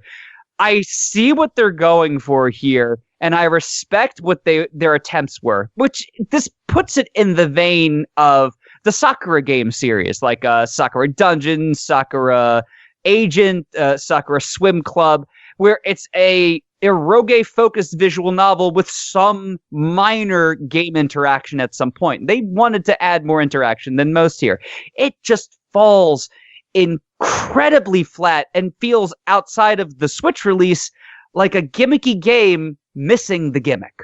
So would I recommend it? Not really. And it's a shame for me to have to say that, especially for people who are fans of the series. But, and I would definitely not recommend the $60 price tag complete bundle, because you're probably not going to enjoy the game enough to get through even a tenth of that content. Damn. I love you, Tamsoft. I love you, XSEED, and I love you, Marvelous USA, as a publisher. And I love SENRAN Kagura as a series. It's because I love you that I have to be honest. You know, I have a SENRAN Kagura body pillow. I have the completed SENRAN Kagura artworks book. I have every game soundtrack deluxe release that has come out in the United States. Damn. So when I say that this game is not worth the time, even to fans of the series, that breaks my heart a little bit. Yeah. But on the plus side, even though this game was just released on the PC, there are four other amazing SENRAN Kagura games on the PC that you can play instead. Shinobi versus, Estival versus, Peach Beach Splash, Bon Appetit, and if you want to get into the series by like the start of it, you can buy Burst Renewal as well, which if you've already played those four, you know, might consider skipping because it's just more of the same gameplay from Estival and Shinobi. But it's still a good game in its own right. It's still way, way better than Reflections. If you got a Switch, might be worth getting Reflections because it's a gimmicky thing. You say, here, Mom, here, use these Switch controllers to fucking slap this questionable girl's aged thigh or whatever, you know? Here, Mom. Exactly. Here, Mom, you want to see what your freaking birthday money got me when I bought the Switch in this lewd fucking game? Sure, here you go. Oh my and God. on top of that, on the Switch, they just came out, what was it, 2 days ago or 3 days ago? It was Tuesday. SENRAN Kagura Peach Ball just came out. A incredible experience. Basically, everything I love about erotic fantasy, pinball, and furries combined. Oh, Lord. It's so good. It's so ludicrous and over the top. Our friend Tim actually covered that one on the show, and he wasn't a fan of Peach Ball. He said that if you want a pinball game, there's just not enough pinball in there because there's only 2 tables. And if you want anime waifu titties, it's, you know, there's better games for that as well. Well, I mean, everybody's entitled to their opinion, and he's entitled to have an opinion that's wrong. I mean, no hate. Like, I'm being entirely playful, and that's fine. I can understand that perspective. Again, you also have to understand my filter through the fact that I love the series. Yeah. I think this series is one of the best marriages of fan service and writing to portray strong female characters as role models. Because there is a lot of characterization to this, especially in the major games on the PC and the PS4. And Peach Ball is just, it's a lot of flashing lights and colors, great music, some hilarious game mechanics, and some of these characters that I have followed for many years are turned into cute animals. It is so crazy and over the top. It, like Katamari, it's hard for me not to love it. So yeah. I do. It's in stark contrast with SENRAN Kagura Reflections, where I tried so hard to like it and just couldn't bring myself to make that step. So would I recommend it? Sorry, no, I would not. Which is a shame. I hope they don't stop giving you keys for review in the future, but I gotta be honest. Yeah, I'm sure that we'll be fine. You know, we've got to be honest about the games. Absolutely. If we're not being honest, we're doing a disservice to our listeners. So not every Not every game is going to get a buy it or a try it. Some of them you have to have a deny it every now and then just to show that, hey, you know, we're being honest here. This one just didn't stack up to previous games in the series. Yeah, it is a shame. But that is my review of SENRAN KAGURA Reflections. As you said, it is $10 basically on Steam, $60 for the fully fledged bundle, which the key that we gave to me, and I did load up the other characters a little bit to see some of their stories. I only had time to complete Asuka's main storyline all 5 or 6 times to get all the different endings, and then started up Yumi, Yomi, and Riona, and got through them a little bit. I'm not a fan of Murasaki. I really don't like the whole shut-in, eating pizza and playing video games girl trope. Not really my thing. Aw, I'm not your type. No. Well, if you ever get the chance to play any of the SENRAN KAGURA games and you see Murasaki and hear the way she talks, just her character to me just isn't that appealing. That's it. Like, she's one of the few characters that I would choose to just leave out of the series. But, you know, out of 22 amazing anime girls, having one person that you could probably leave behind, that's a good ratio. I had a far higher ratio of characters I didn't like in Final Fantasy games on average. But yeah, I mean, if you had anything that you thought that I might have missed with this, please, by all means, I will answer any more questions. You got to save some codes for 500. I think we have plenty of codes for 500. We have plenty. I've been dropping. See, if you're listening to this on MP3 or you're watching the YouTube version, you're missing out on the stream. 9 o'clock Thursdays, 9 Eastern on stream on Twitch. You could come watch us, and we are constantly dropping codes on screen for people to get. Yes, he's bribing you for your love. Also, yes, to answer the question everyone wants to know, are there tentacles in this game? There are not tentacles. There are tentacles in Shinobi and Estival Versus, and I believe there are tentacles in Peach Beach Splash. I don't know if there are tentacles in Peach Ball yet, because I haven't gotten that far in, but one of the characters, what's her name? Grr, it's gonna bug me because she was one of my waifus for a while. My brain. Yagyu. That's her fucking name. Her, like, spirit animal is a squid, so any of her ninja arts summon a giant fucking squid. So yeah, oh god. Oh yeah. Fun times. But yes, thank you for tolerating my ranty, rambly reflection.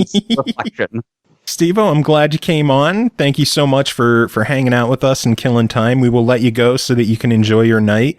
Oh, but I wanted to kill more of your time. I mean, if you want to stick around while we do our other reviews, you're more than welcome to. I'll let you guys be more productive. Thank you. I'm always happy to be here whenever my schedule allows it. Thank you very much, Joe. And thank you to Tamsoft and XSEED for allowing us to review that game, because this series merits a lot more attention than it gets. As somebody who thinks sexuality and sexualization should be more normalized instead of stigmatized and made to be put in a positive light, this series is good. It's not great. It's not perfect. It's very, very good, though. So, always a pleasure to see you, Joe Cole. I hope that you don't die at the face of that hill with your cane. And I do hope that whatever you decide for the Switch or Switch Lites, that you end up not regretting it. Thank you, dude. Thanks for hanging out with us. Oh, yeah. Bye-bye. Have a good one, Stevo. Oh, man, I love having him on. Yes. I don't have to talk as much. Well, now it's your turn to shine. Fuck. All right, next thing to talk about is called Stranger Things 3, the game, developed and published by BonusXP, released July 4th on Xbox One, Switch, PS4, and PC for $19.99. Stranger Things 3, the game, is the official companion to Season 3 of the hit original series. Play through familiar events from the series while also uncovering never-before-seen quests, character interactions, and secrets. Cole, tell us about it. Play through familiar events from the series might be the most understated thing about this game. Spoiler alert. If you have not watched Season 3 of Stranger Things, for the love of God, don't play this game unless you want literally every spoiler imaginable. They ripped the script of the season and patched it straight into the game and made one or two little changes here or there. just to make you go on some extra fetch quests. It is literally the season of the TV show. So if you watch one, if you don't watch and you play the game, you're going to spoil the show. If you watch the show, play the game, you spoiled the game.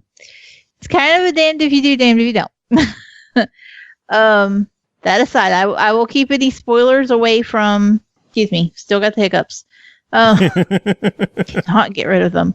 I will keep any spoilers away from the review, but I just wanted to throw that out there that, you know, if you have not watched it, don't play the game yet.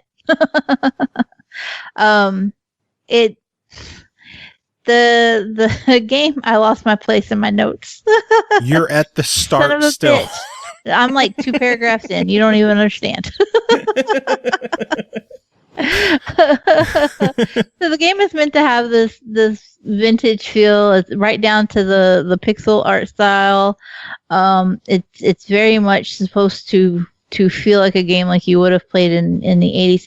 Not to an extreme though. It's not like original Mario Brothers 8-bit pixel.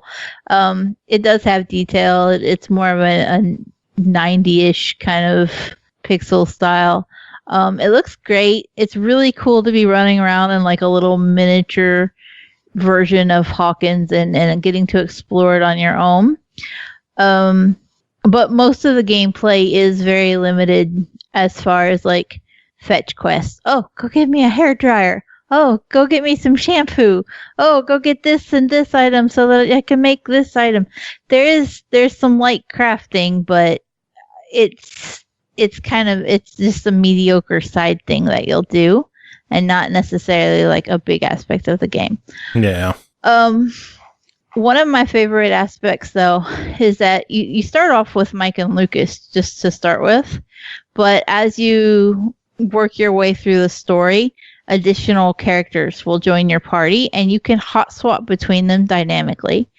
You'll always have 2 active characters and you can decide which 2 they are. And then you can also swap in between. So the AI character, you can tell it to either follow you or to stay in a certain area. So if you needed to stand on a switch somewhere, or if you needed to come along and help you take out some baddies. There are 3 difficulties. There's normal, master, and then hallelujah, there's story. Story mode, super easy peasy. It's meant for people who just want to experience it, which is all well and good, except for, again, it's the show. So yeah. It's kind of unnecessary, but also handy that it's there because it does make the game easier. Health is a little more abundant. You do need energy to do some of your special attacks so that, you know, Lucas, for example, can throw a bomb. I'm not going to, I was about to drop a spoiler and I caught myself. Whoa. Okay. Woo. I want to hear the eventual uncensored version of this review with all the spoilers.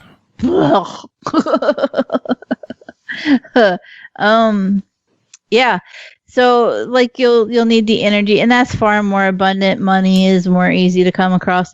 There was one little thing I thought was kind of funny because there's so much of the game that is just ripped straight from the TV show, and yet I guess they decided there needed to be some kind of activity that you do rather than just walk around and go on these fetch quests. And you do come in contact with bad guys and you've got to fight them. So they gave Mike a baseball bat. And it's a little amusing to be like walking around the mall just bashing the trash cans and nobody says anything.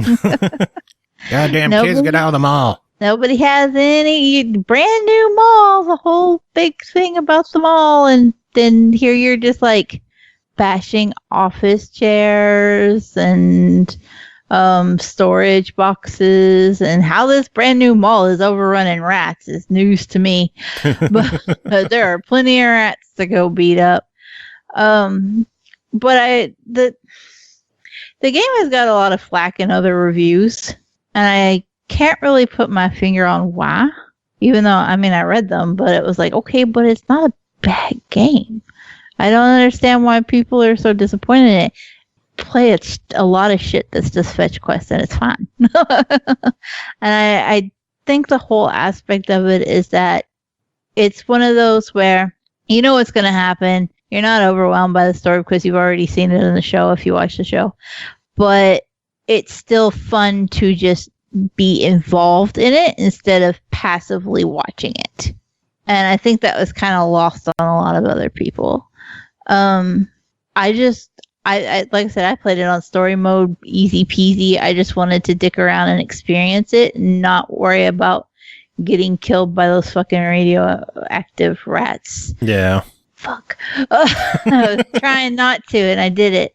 A little spoiler, it's fine. We don't even know if they're radioactive or what the hell it is. Yeah, that might not be the most proper term for it. It's fine. It's the mystery rats. There's just fucking rats everywhere. But and also with the baddies, it's nice to just not go in and get your shit punched in. I will say I was surprised at how effective the AI is. I really thought the AI were going to be dumb. And they do an incredible job of holding their own. Like, you can get into a fight and the AI will just take care of that shit and you can go wandering off, do whatever you were doing. At least on story mode. Maybe not so good on master, I don't know. But on story mode, I was just like, yeah, you know what? You take care of the guys, and so that way nobody knows. No spoiler. That's what I do to my kids at Christmas. I'll say what a present is, but then I rub my hand over my mouth. But you know, I got you guys a dildo for Christmas. Yeah. No. Also, you're bad at that. I understood what you were saying. Got to do it properly. You got to say that the bad guys are, they're, doing things that, yeah. Spoilers.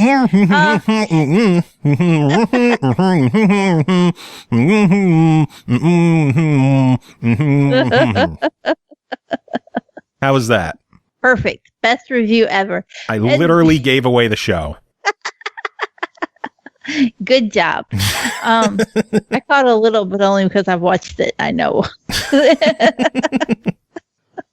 Anyway, the game. But I had a blast with it. It played really well. I enjoyed just going through it. And I found myself with a serious case of shiny object syndrome because it does have the RPG effect of go do this quest, but you're going to get 7 other side quests in between. Yeah. But it also kind of made it more fun because rather than going back and forth a million times, I just could go into an area and get several items I needed at once and then go back and figure out where I needed them at. So it also kind of cut down on the back and forth aspect of it. But yeah, as a whole, I think it's a buy it. I had a lot of fun with it. Wow, I didn't even have to ask you. No, I'm jumping out there. Because I keep rambling and getting sidetracked. If I don't, I'm just going to keep going. But yeah. My rating is...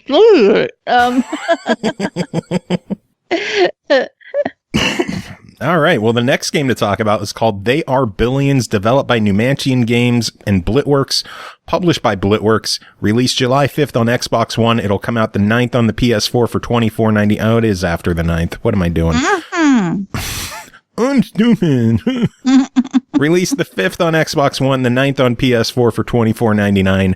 They Are Billions is a steampunk strategy game set on a post-apocalyptic planet. Build and defend colonies to survive against the billions of infected that seek to annihilate the few remaining living humans. Can humanity survive after the zombie apocalypse? Cole, did you survive? Fucking no. This whole game is a little too true to life. And you know why I say that? Because in life, you fail. And then you try again, and you fail. And then you try again, and you fail. And in this game, you fucking fail. Okay? So you're going to lose. Got it. Matter what you do, there will be one infected somewhere. that will find the tiniest little weak spot in your defenses, and they will fuck your whole colony. Oh, God. It just takes one. So, to back up a little bit, now that you know that that's what's on the table, we're going to back up a little bit. They Are Billions is a real-time survival strategy set in the apocalypse. You start off with a command center. You have a handful of rangers, maybe a soldier if you're lucky. You can send them out. They get to scout out the map. The more you look around and explore, they kind of push back the fog. You can see a little more of the map. You'll start to find resources.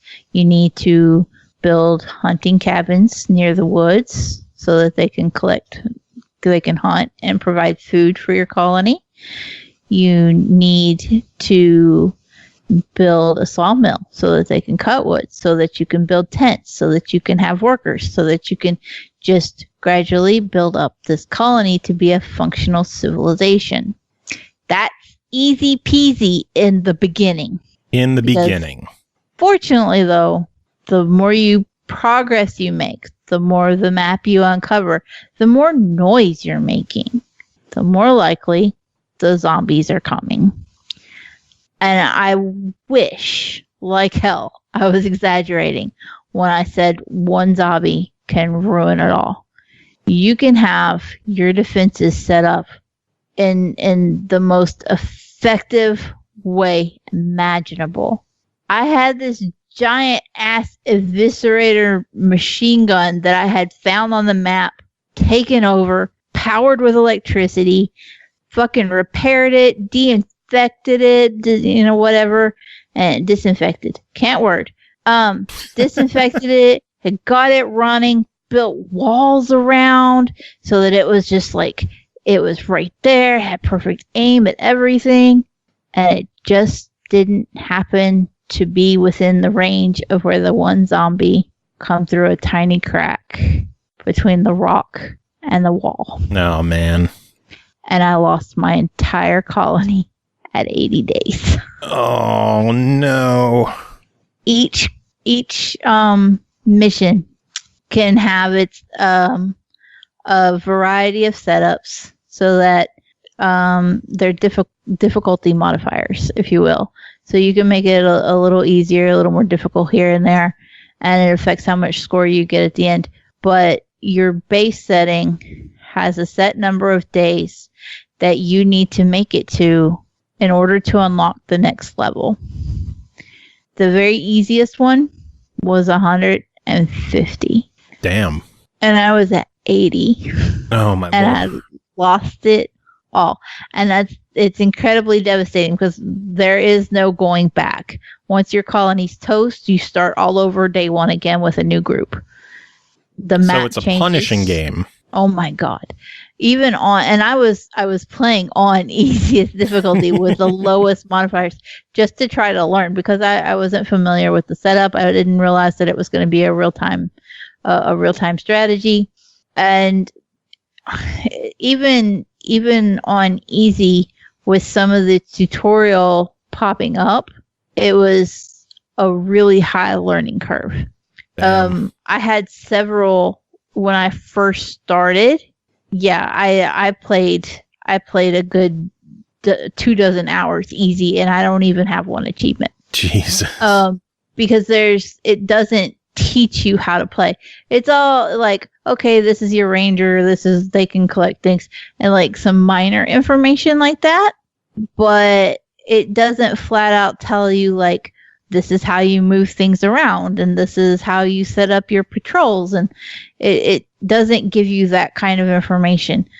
So the most important stuff, like how do I even send the rangers to go scout for shit, was trial and error the first time, and so I died on like day 6. Damn. I was like, well, that was dumb. I didn't even know I could build a wall, let alone that I needed to do it. I will say I had one glitch while I was playing that kind of, it's problematic. You can build these watchtowers and you can put up to 4 units in the watchtower. And so then they get bolstered a little bit. They get a better field of view. They can see a few more grids.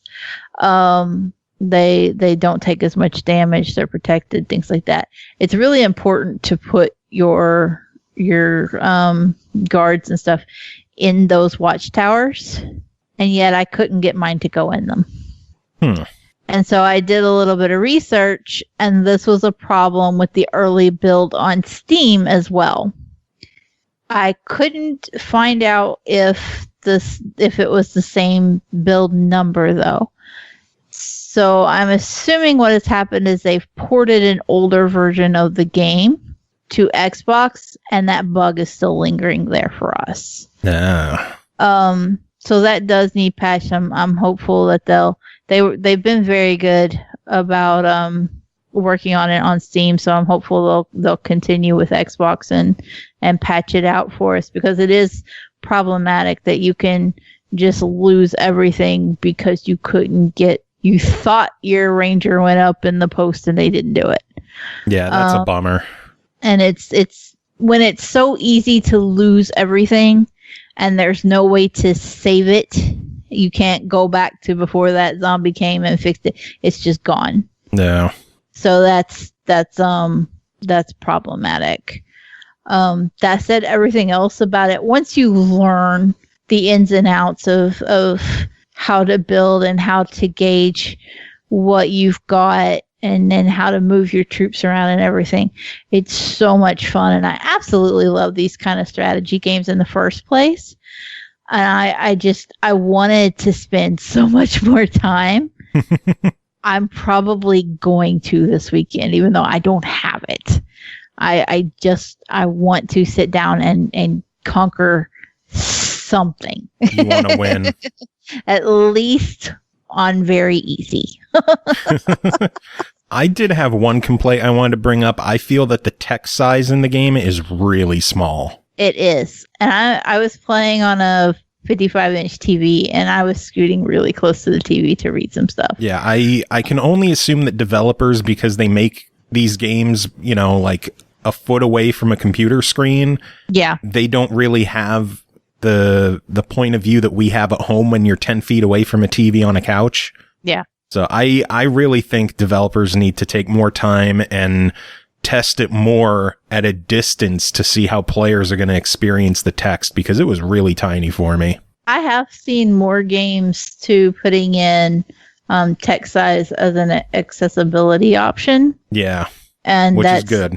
That's definitely something that needs to happen here.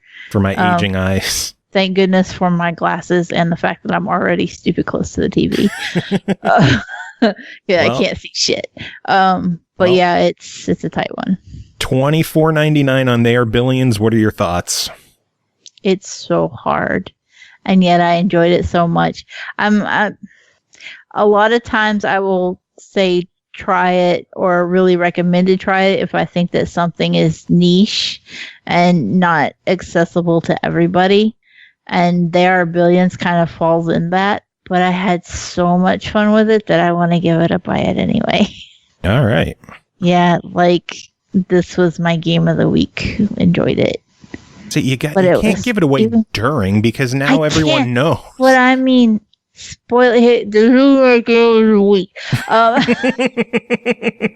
But I that shit, colors my review score, because I love this kind of game, and it's just I worry that maybe because this is my kind of game, that I'm giving it a little higher than maybe it should be, and I want people to take that into consideration when I'm saying I think everybody should buy it. But if you're not into these real-time strategy, or if you struggle with strategy games in general, maybe, I don't know if there's a trial or not, but do a little more homework before you jump into it. Awesome. Well, next game to talk about is called Car Mechanic Simulator, developed by Red Dot Games, published by Playway, released June 25th on Xbox One and PS4 for $29.99. Build and expand your repair service empire in this incredibly detailed and highly realistic simulation game where attention to car detail is astonishing. Find classic unique cars in the new Barn Find module and Junkyard module. Cole, tell us about Car Mechanic Simulator. The things I do so that my husband can have his stupid simulators. I played this when I could have been playing There Are Billions and maybe actually beating something. That's not to say that this is bad. It's just not my taste for a simulator. This is basically your one shot at getting a taste of the Grease Monkey life without actually having to get your hands dirty. I always find it so weird that my husband loves these kind of simulators because this is his damn life anyway. He's all time fixing our car. This motherfucker's always broke down.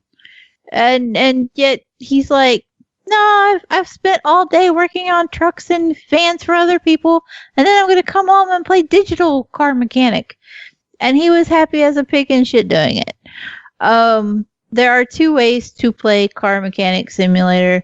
You can play it in an open-ended sandbox mode, which lets you run your shop, take on jobs, and fix up other people's cars, or you can straight up go searching for junk and then fix it and make a hot rod out of it, do whatever tickles your fancy to it.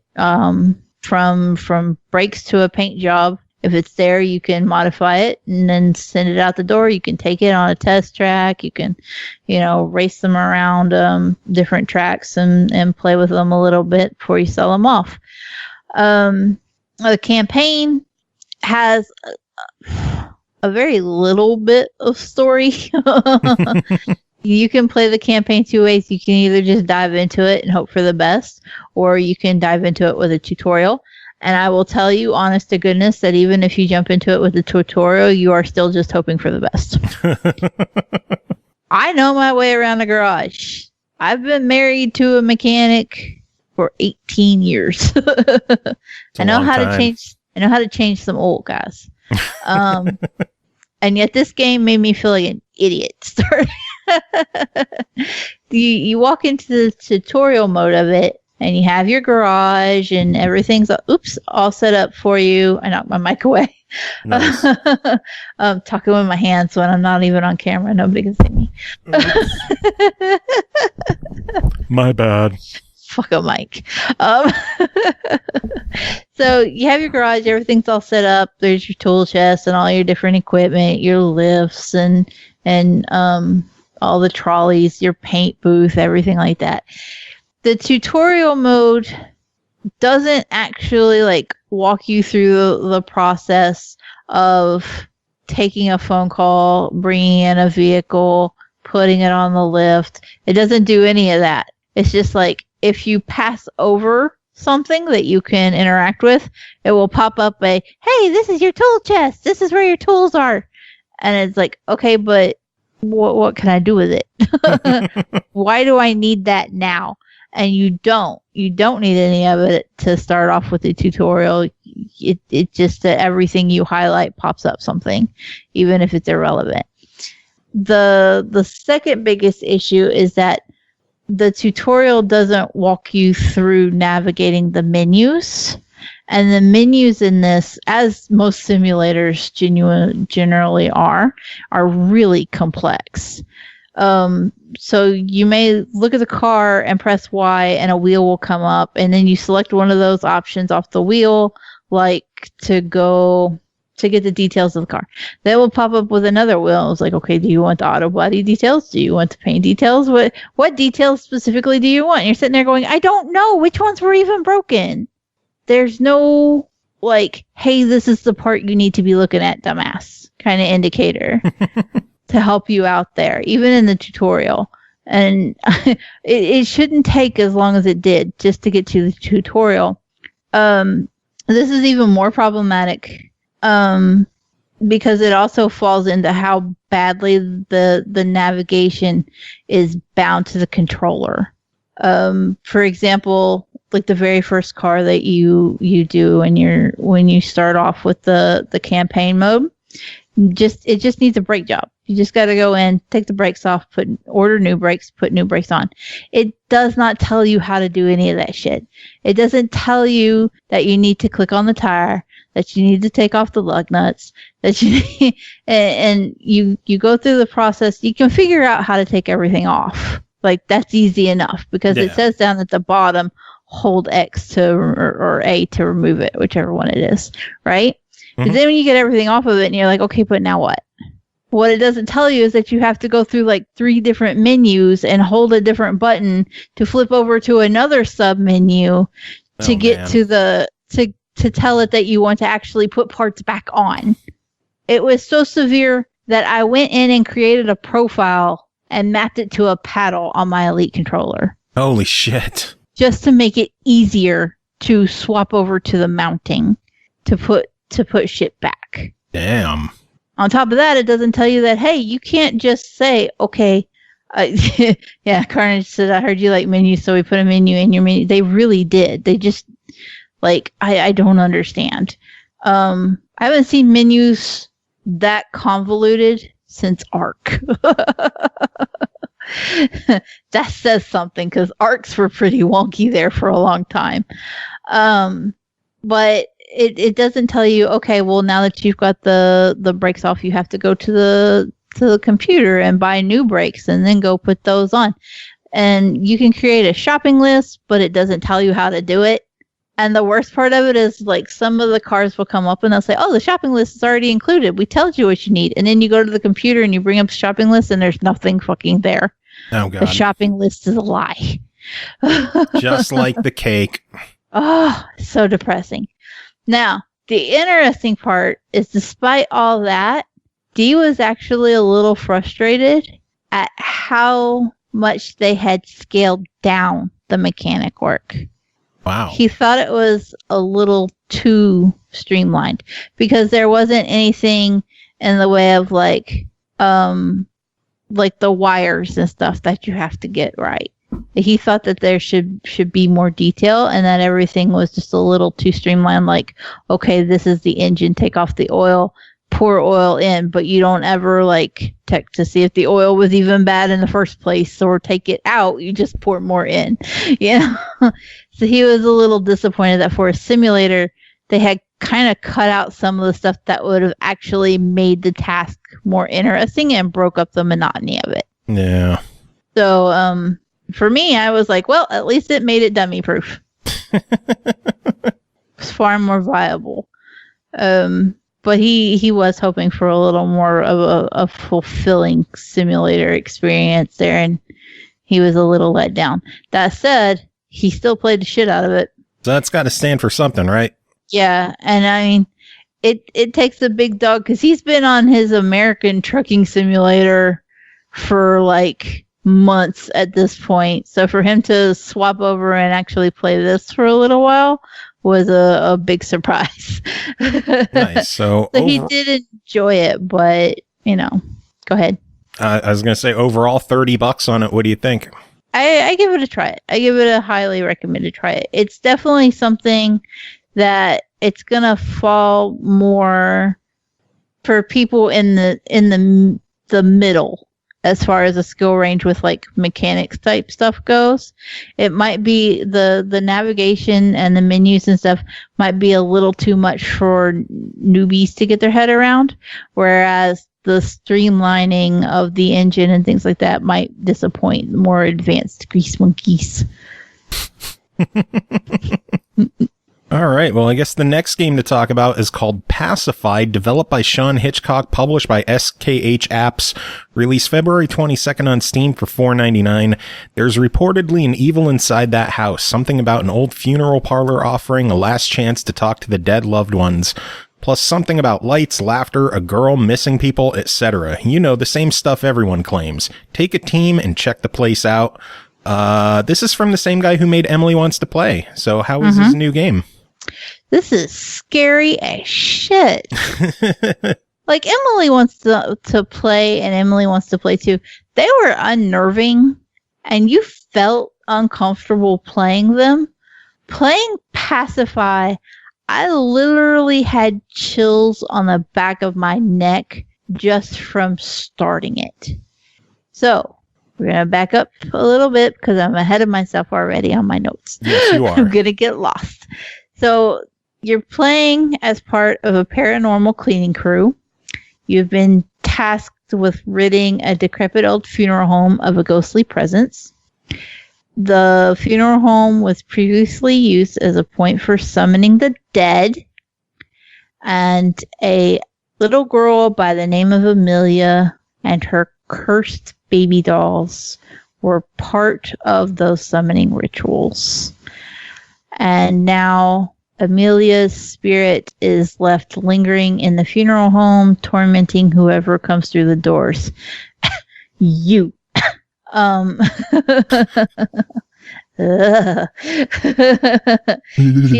She is a traumatizing little thing. I don't know what this developer's kick is with Emily and Amelia type names. I don't know what they're going to do for their third game. I say third, like third series, not necessarily because this is the third game, but it's not Emily per se. Although it is a girl and some creepy dolls, so clearly he's got a thing. So, the best part of this game is that you can play it cooperatively, or you can play PvP. Really? Yes. So there's also the I'm so tired of talking. Single player aspect. So you can play this alone, but it's far more difficult and also terrifying. When you're playing it alone, you know that every sound is something coming for you. Whereas when you're playing it with a friend or in a group, like, it's a lot easier to not be so jumpy because you're like, oh, that's just somebody else coming down the stairs. And then you say, hey, dude, are you coming down the stairs? And they say, no, I was over here beside you. And then you die. Nice. Because the girl comes up and tip scares. Yay. So it's a harsh game because the story is told in like little notes of hidden lore throughout the funeral home. You have to explore this just huge sprawling mansion, which I want to point out. You could probably fit Emily Wants to Play's main house location and the location from Emily Wants to Play 2 inside this mansion. Damn. And still have more room to go. Nice. It is huge, absolutely overwhelmingly huge. And there are a shit ton of locked doors. Good luck finding the keys because it is pitch black. That is the one thing that Emily Wants to Play and the sequel had over this one, was that at least sometimes there were lights on. And this one is all just your flashlight. Good luck. And everything is just, that's the other downside. And Emily Wants to Play and Emily Wants to Play 2, like, you had the lights and everything. Yeah, sometimes the dolls would turn them off to fuck with you, or you had to turn them off or whatever. But the rooms, the different rooms in the houses and in the building you were into, the police station, I think it was, they look different. You could tell where you were. Unfortunately, with this one, there's a lot more reusing of textures. The floors, like, there's an obvious difference between when you're in the basement and when you're in the attic, but the in-between floors of the house are a lot more similar, and it's easy to be like, am I on the second floor, third floor? Where's Amelia? Never mind, I'm dead. Problem solved. Nice. The humorous part of it is that you, in order to purge this house, you have to, or funeral home, I guess, technically, rather than just a house. But you have to burn the cursed dolls in a boiler in the basement. And you can't just go throw the dolls in. You have to find wood, and you have to find matches. Oh, so there's a process to everything. Yeah. And again, you have to find keys and open different doors to get into the different areas to find these dolls.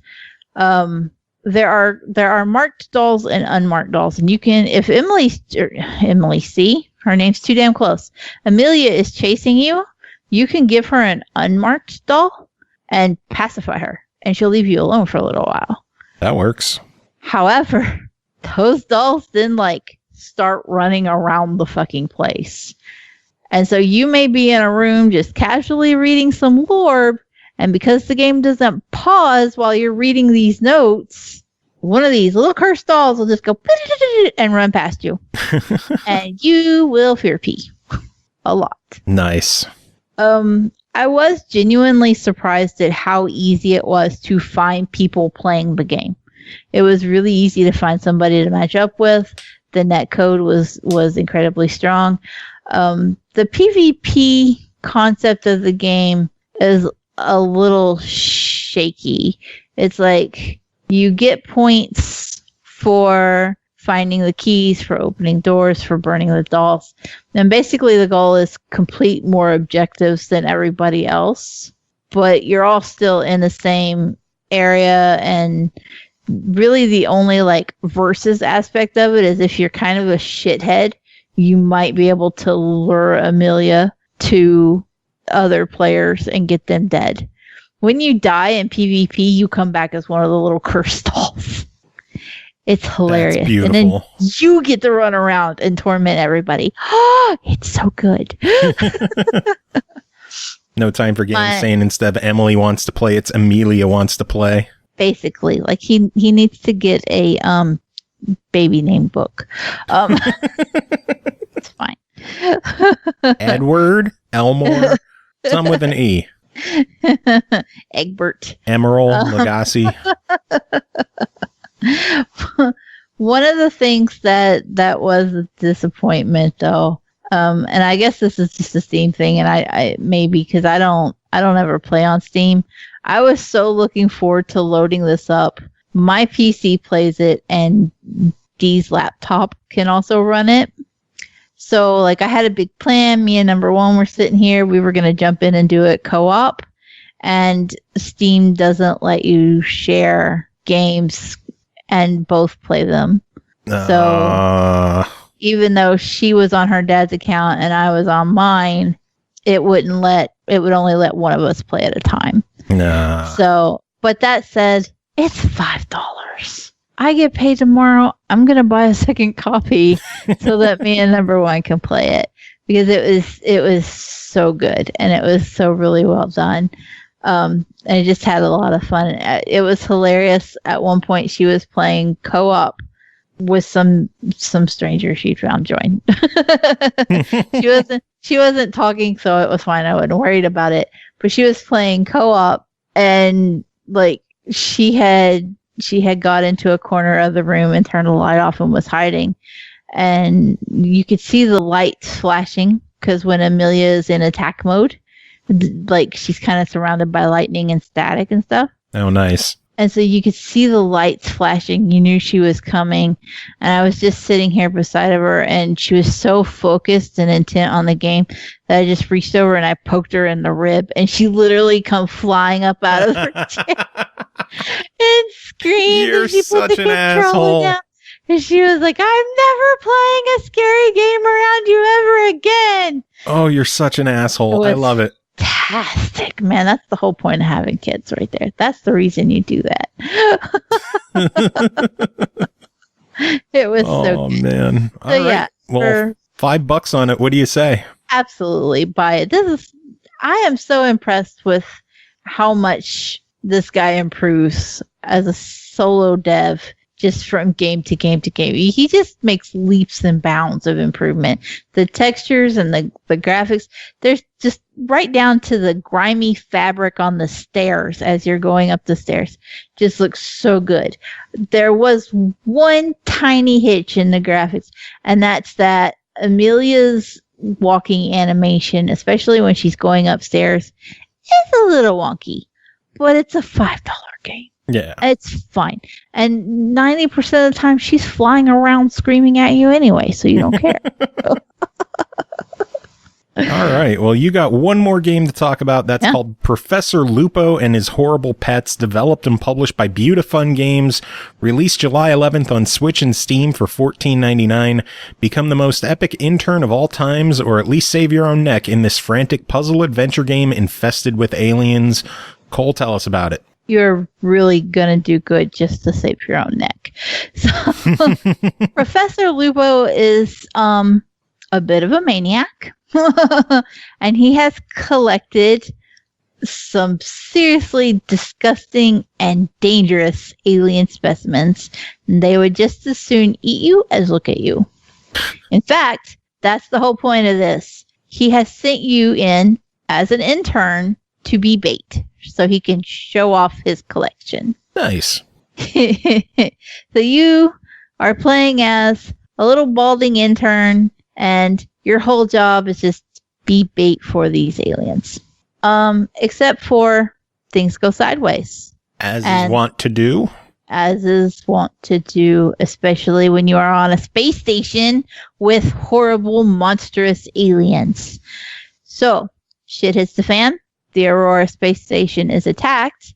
And now you, our little balding intern, have to find your way through the various mazes that are the different levels of the space station to safety with all of the horrible monsters roaming around. So this plays out as a puzzle game with a variety of different color-coded blocks and computer systems that you need to activate, different switches and traps. You need to make use of the different aliens' weaknesses to lure them into different areas so that you can get past them to safety. And with any luck, you might actually get off of the shithole. You're probably going to get eaten, though. That's fine, because it's really, really forgiving with checkpoints, thankfully. But it's a simple concept, gameplay-wise. Just open the door, don't get eaten. Simple enough. That does lead to the conundrum of the play can start to feel a little monotonous and repetitive, especially with some of the levels. There's so many of them that it's impossible to constantly have something different on every one. And so they start to feel a little repetitive. You're like, okay, you can only hit green, purple, and blue switches so many times before you've hit all the green, purple, and blue switches. Yeah. However, once it does start to work in the different alien types, it gets a lot better. When I say that you have to serve as bait and you have to work around them, one of the aliens, for example, is always drawn to where you are. So you may need to take advantage of that to get it to follow you so that it will go into one area and then you can hit a switch and lock it away so that you can then pass it. Meanwhile, another one, I don't want to describe any more beyond this because I don't want to get into spoilers because some of them are really cool. But there's one that just kind of rolls into a ball and it's invulnerable when it's in that ball, but it just kind of mindlessly rolls around and tries to find you. So you need to like open corridors and open the doors to a point to where you can trap it away and then get past it more easily, and just take advantage of the fact that it will roll up and bounce around to get it to go into some funkier areas that you might not get the other aliens to go into. There are collectibles on each level. I will be honest with you, I didn't even try to get them. They were so, like, you could just you get an overview of the level and I'd see where the collectibles were and I was like, fucking nope. I'm going to the exit. Because Never mind. They were in some pretty rambunctious spots, and I'm sorry, but I didn't need to be that close to those fucking face eater things. That was too much. It's a lot of fun. It's really creative, but it is a simple game that, like I said, it can wear out its welcome if you're trying to play it in a longer stretch. But if you just sit and play it a handful of levels at a time, then you're probably going to be happier with it. Awesome. So your overall verdict? I gotta buy it. It was really creative. I hope it comes to Xbox. I know it's on Switch. I do want to say, control-wise, if you are buying this on the Switch, this is something you very much want to play in handheld, and it also makes me think that there's a reason it might not come to Xbox or it might come to PlayStation because they have motion control in the DualShock 4. but playing on the Switch, you have to aim your controller at the TV and recenter the pointer to basically act as your mouse. So you're moving around with the analog stick, and you have to point and aim the different doors that you open and close. And it was tough to play in controller mode. This is something that if you're playing on Switch, you're definitely going to want to play in handheld. You see, I was on Steam. I actually did not use the controller when I was playing it on Steam. I tried to remember to check controller sensitivity or functionality. I remembered to do it with Pacify. It worked fine with controller, by the way, but I forgot with this one because it was just so easy to play point and click. But I was honestly thinking like it would be really easy to bind to a controller, because you would just need to be able to control the analog stick for your cursor and then A to click. And we've seen point and click adventure games do that all the time. So I never would have thought they would have gone the whole like motion route with it. I hadn't even thought about it. Yeah, it's really cool if you could get it to work well. It's just for me, like sitting on a couch trying to aim and point and move. The multitasking just didn't work. I had a lot easier time in handheld mode. Yeah. So that makes me wonder if a Xbox version might not be possible just because of how they control the game. Yeah. They would have to do something with like tying the other But Xbox movement has to mouse the other and keyboard analog support. stick. True. So then they could just say, well, it would have to be played with a mouse. Yeah. That's That a would be possibility, weird. but who knows? But, anything could happen. But we do have to touch on one more game that we reviewed last week, Doling's Invasion, developed and published by Hero Concept. That came out July 10th on Xbox for $9.99. We reviewed it last week. It just came out this week. And in between, they released a patch taking care of some of the issues that you had brought up in the review. So do you want to tell us a bit more about what happened? So the game is so much easier now.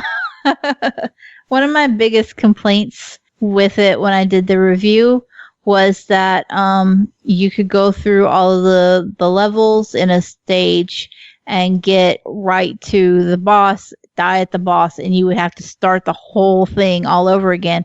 Have to go through I think it's 9 or 10 levels before you get waves, before you get back to the boss. And they've now added a checkpoint before the boss. It's not exactly a foolproof. It doesn't like make it super crybaby mode easy. It's still got a little bit of difficulty to it because whatever amount of lives you had when you got to that boss, that's still all you've got. So you can, if you've only got one hit, you're going to be reloading that checkpoint a lot. Yeah. Unless you really just nail it. But it's still a lifesaver to not have to go all the way back through the whole thing over again.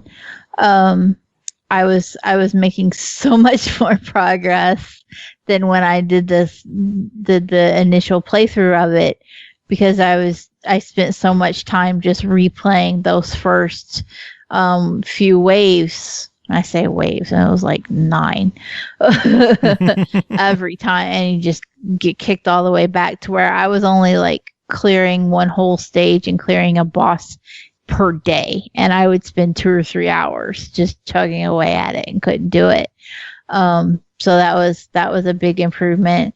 That also seems that the movement sensitivity for the character himself has been popped up a little bit. He's definitely far more spry and not getting smashed quite as hard. The biggest issue I was having with it was that there were some enemies that you would hit, they would fall down, and then they would hit you. Unfortunately, the developer does not agree with me that the hitboxes were a problem. That said, the fact that you can move a little faster now, it kind of cancels that issue out. Yeah, and so it was not as big an issue. It's easier to get further away from them in a more timely manner. Yeah, to quote their email, they said, "Please note, a last-minute upgrade will be live in a couple of days. Difficulty will be decreased, and we are adding boss save points. But there is nothing friggin' wrong with the hitbox." Yeah. So the movement being a little more sensitive neutralized my complaints about the hitboxes, so it's fine. I assume I was not the only one making that complaint for this. Surely to goodness they weren't that frustrated. Maybe though, I don't know. I did mention it a lot, but it's a definite improvement. Did I give it a try it? I think you gave it a try it. Do you want to update that? Yeah, but it was like a recommended. So I do up it to a buy it now. It's great that they listened, that they took that into consideration, that they made the necessary changes, and that it's far more easier and just enjoyable to play, because I was getting so frustrated playing it before that I just would look at it and be like, yeah, I was having fun until I died 900 times, and now I don't want to do it anymore. No. And now I'm like, no, I'm getting through this shit. Fucking squid dudes are going down. Nice. All right. Well, that is it with you. There is one more review to come, so we're gonna jump on over to me and Tim. Do you have any final words? No. I definitely fucking don't. All right. And taking a time out from Cole, we are going to bring in our good friend Tim Ekibus. Tim, how are you doing? I'm like annoyed because I popped open Facebook for a second and just like people I know are in exotic foreign countries, like, and I'm not. I'm just in Buffalo. That's better than Berwick. I guess better than Berwick. Buffalo, better than Berwick. We'll put that on our signs outside of town instead of in All America City. You should. Whatever that means. Yeah. Put that on the way in from Canada. And Canadians will be like, what's Berwick? I figure coming in from Canada, it says turn back now.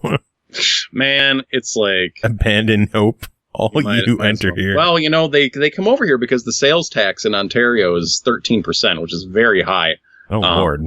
Yeah, so they come over here to do their shopping at the mall, and then they rip all the tags off before they go back over so they don't have to pay duty on them.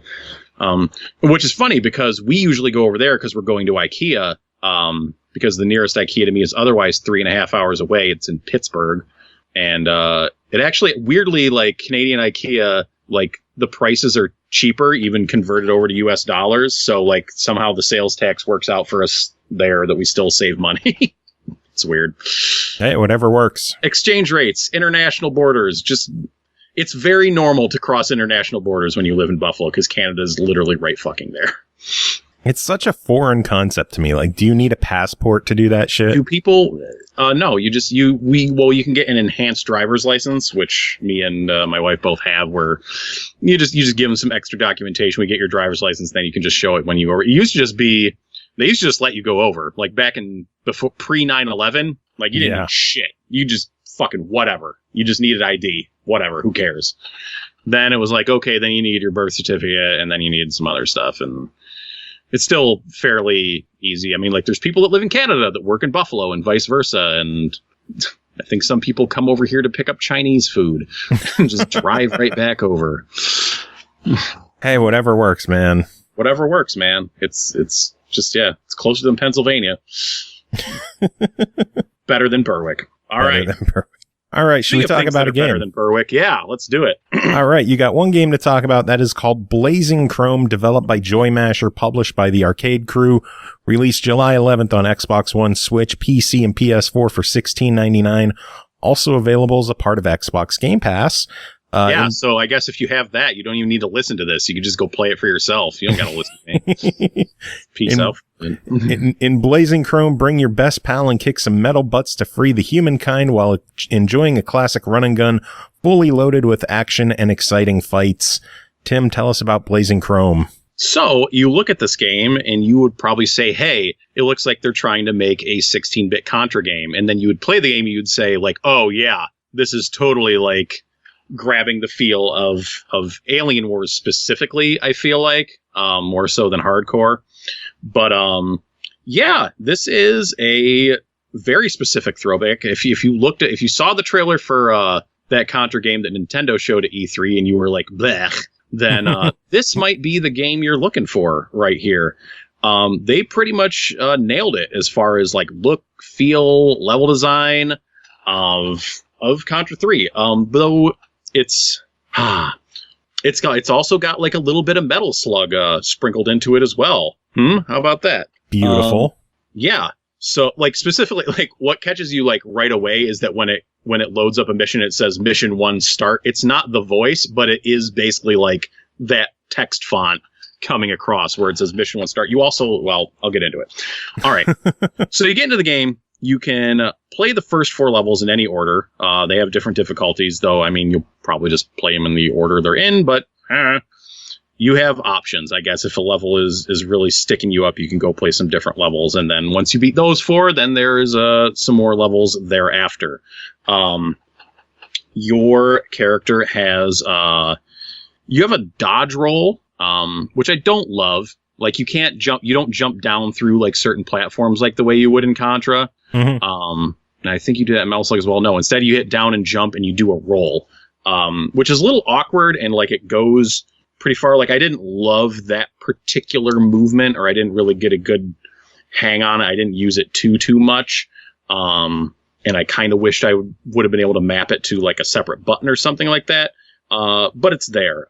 You also have a melee attack. This is important. This is like the most Metal Sluggy thing in there, where when you're close to an enemy and you hit the shoot button, you will whack them or stab them or something. You will hit them. Damn it. And it's not, necessarily like a one-hit kill on everything, but, it does damage. And, there's moments in levels where you're getting kind of swarmed, where that's just what you need to do. You need to tap out those melee attacks. You're not going to be able to whip your gun around and get the damage done in time. They do the thing. So you will find power-ups. There's 3 other weapons in the game, in addition to your, like, the default machine gun you start with. Like, you never lose that default machine gun. Like, when you pick up another weapon, it just, like, there's 4 slots, one of which is the one you start with, and it just slots in there. And then once it's in there, you can switch between them.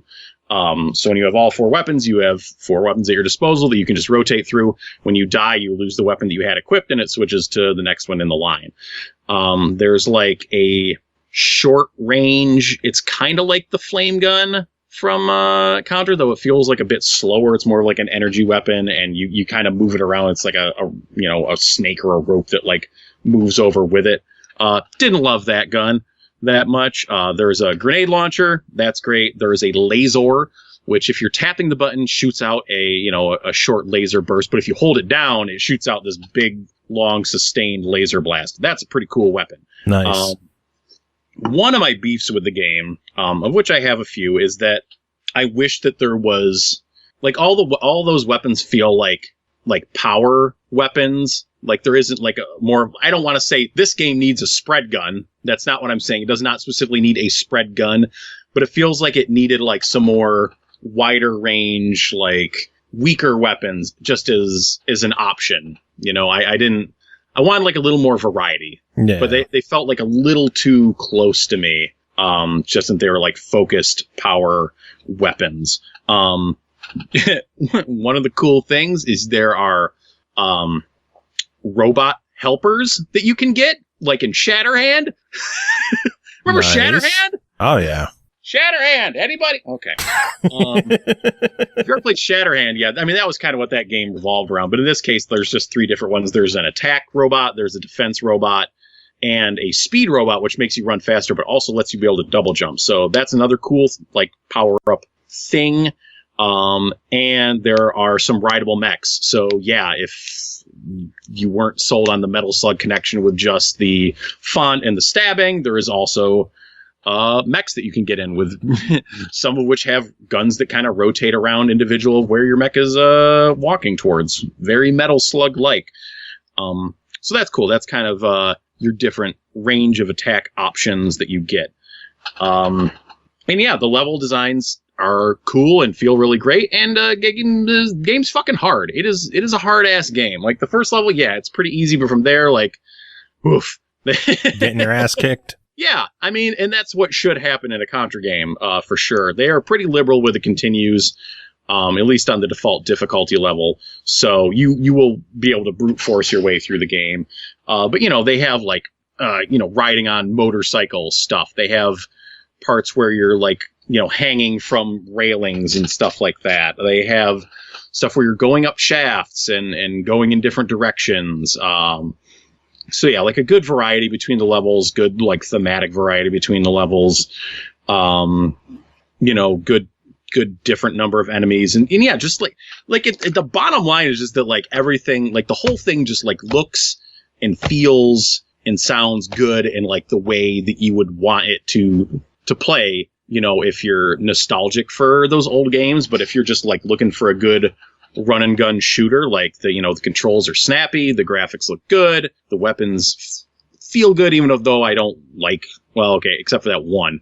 3 of the 4 weapons feel good. And I will say, at least on the Switch version, the Switch version is what I played for review, there was a couple areas where there was some slowdown, where it chugged a little bit, just with a couple of like larger bosses and with like a lot of enemies going along on the screen.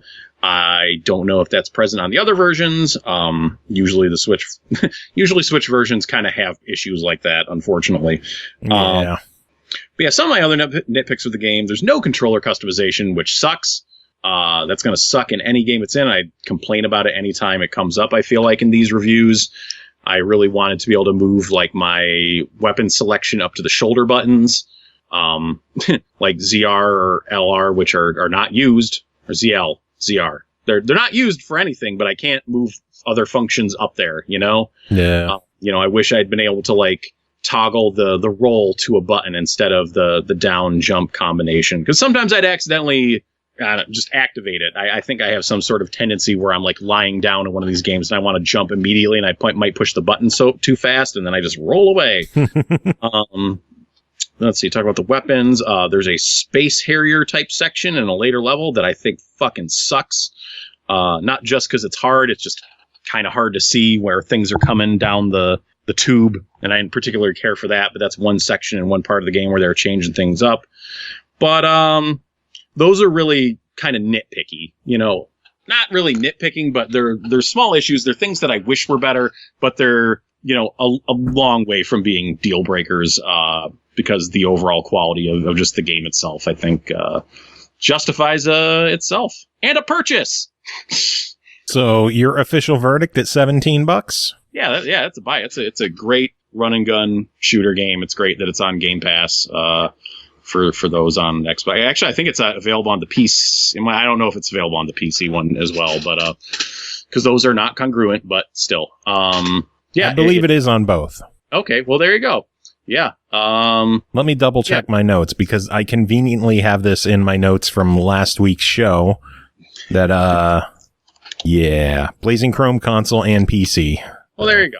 So yeah, but even if you don't have Game Pass, like I think it's a good purchase. Besides that, for those Contra fans that are looking for a new one of those, this should do it for you.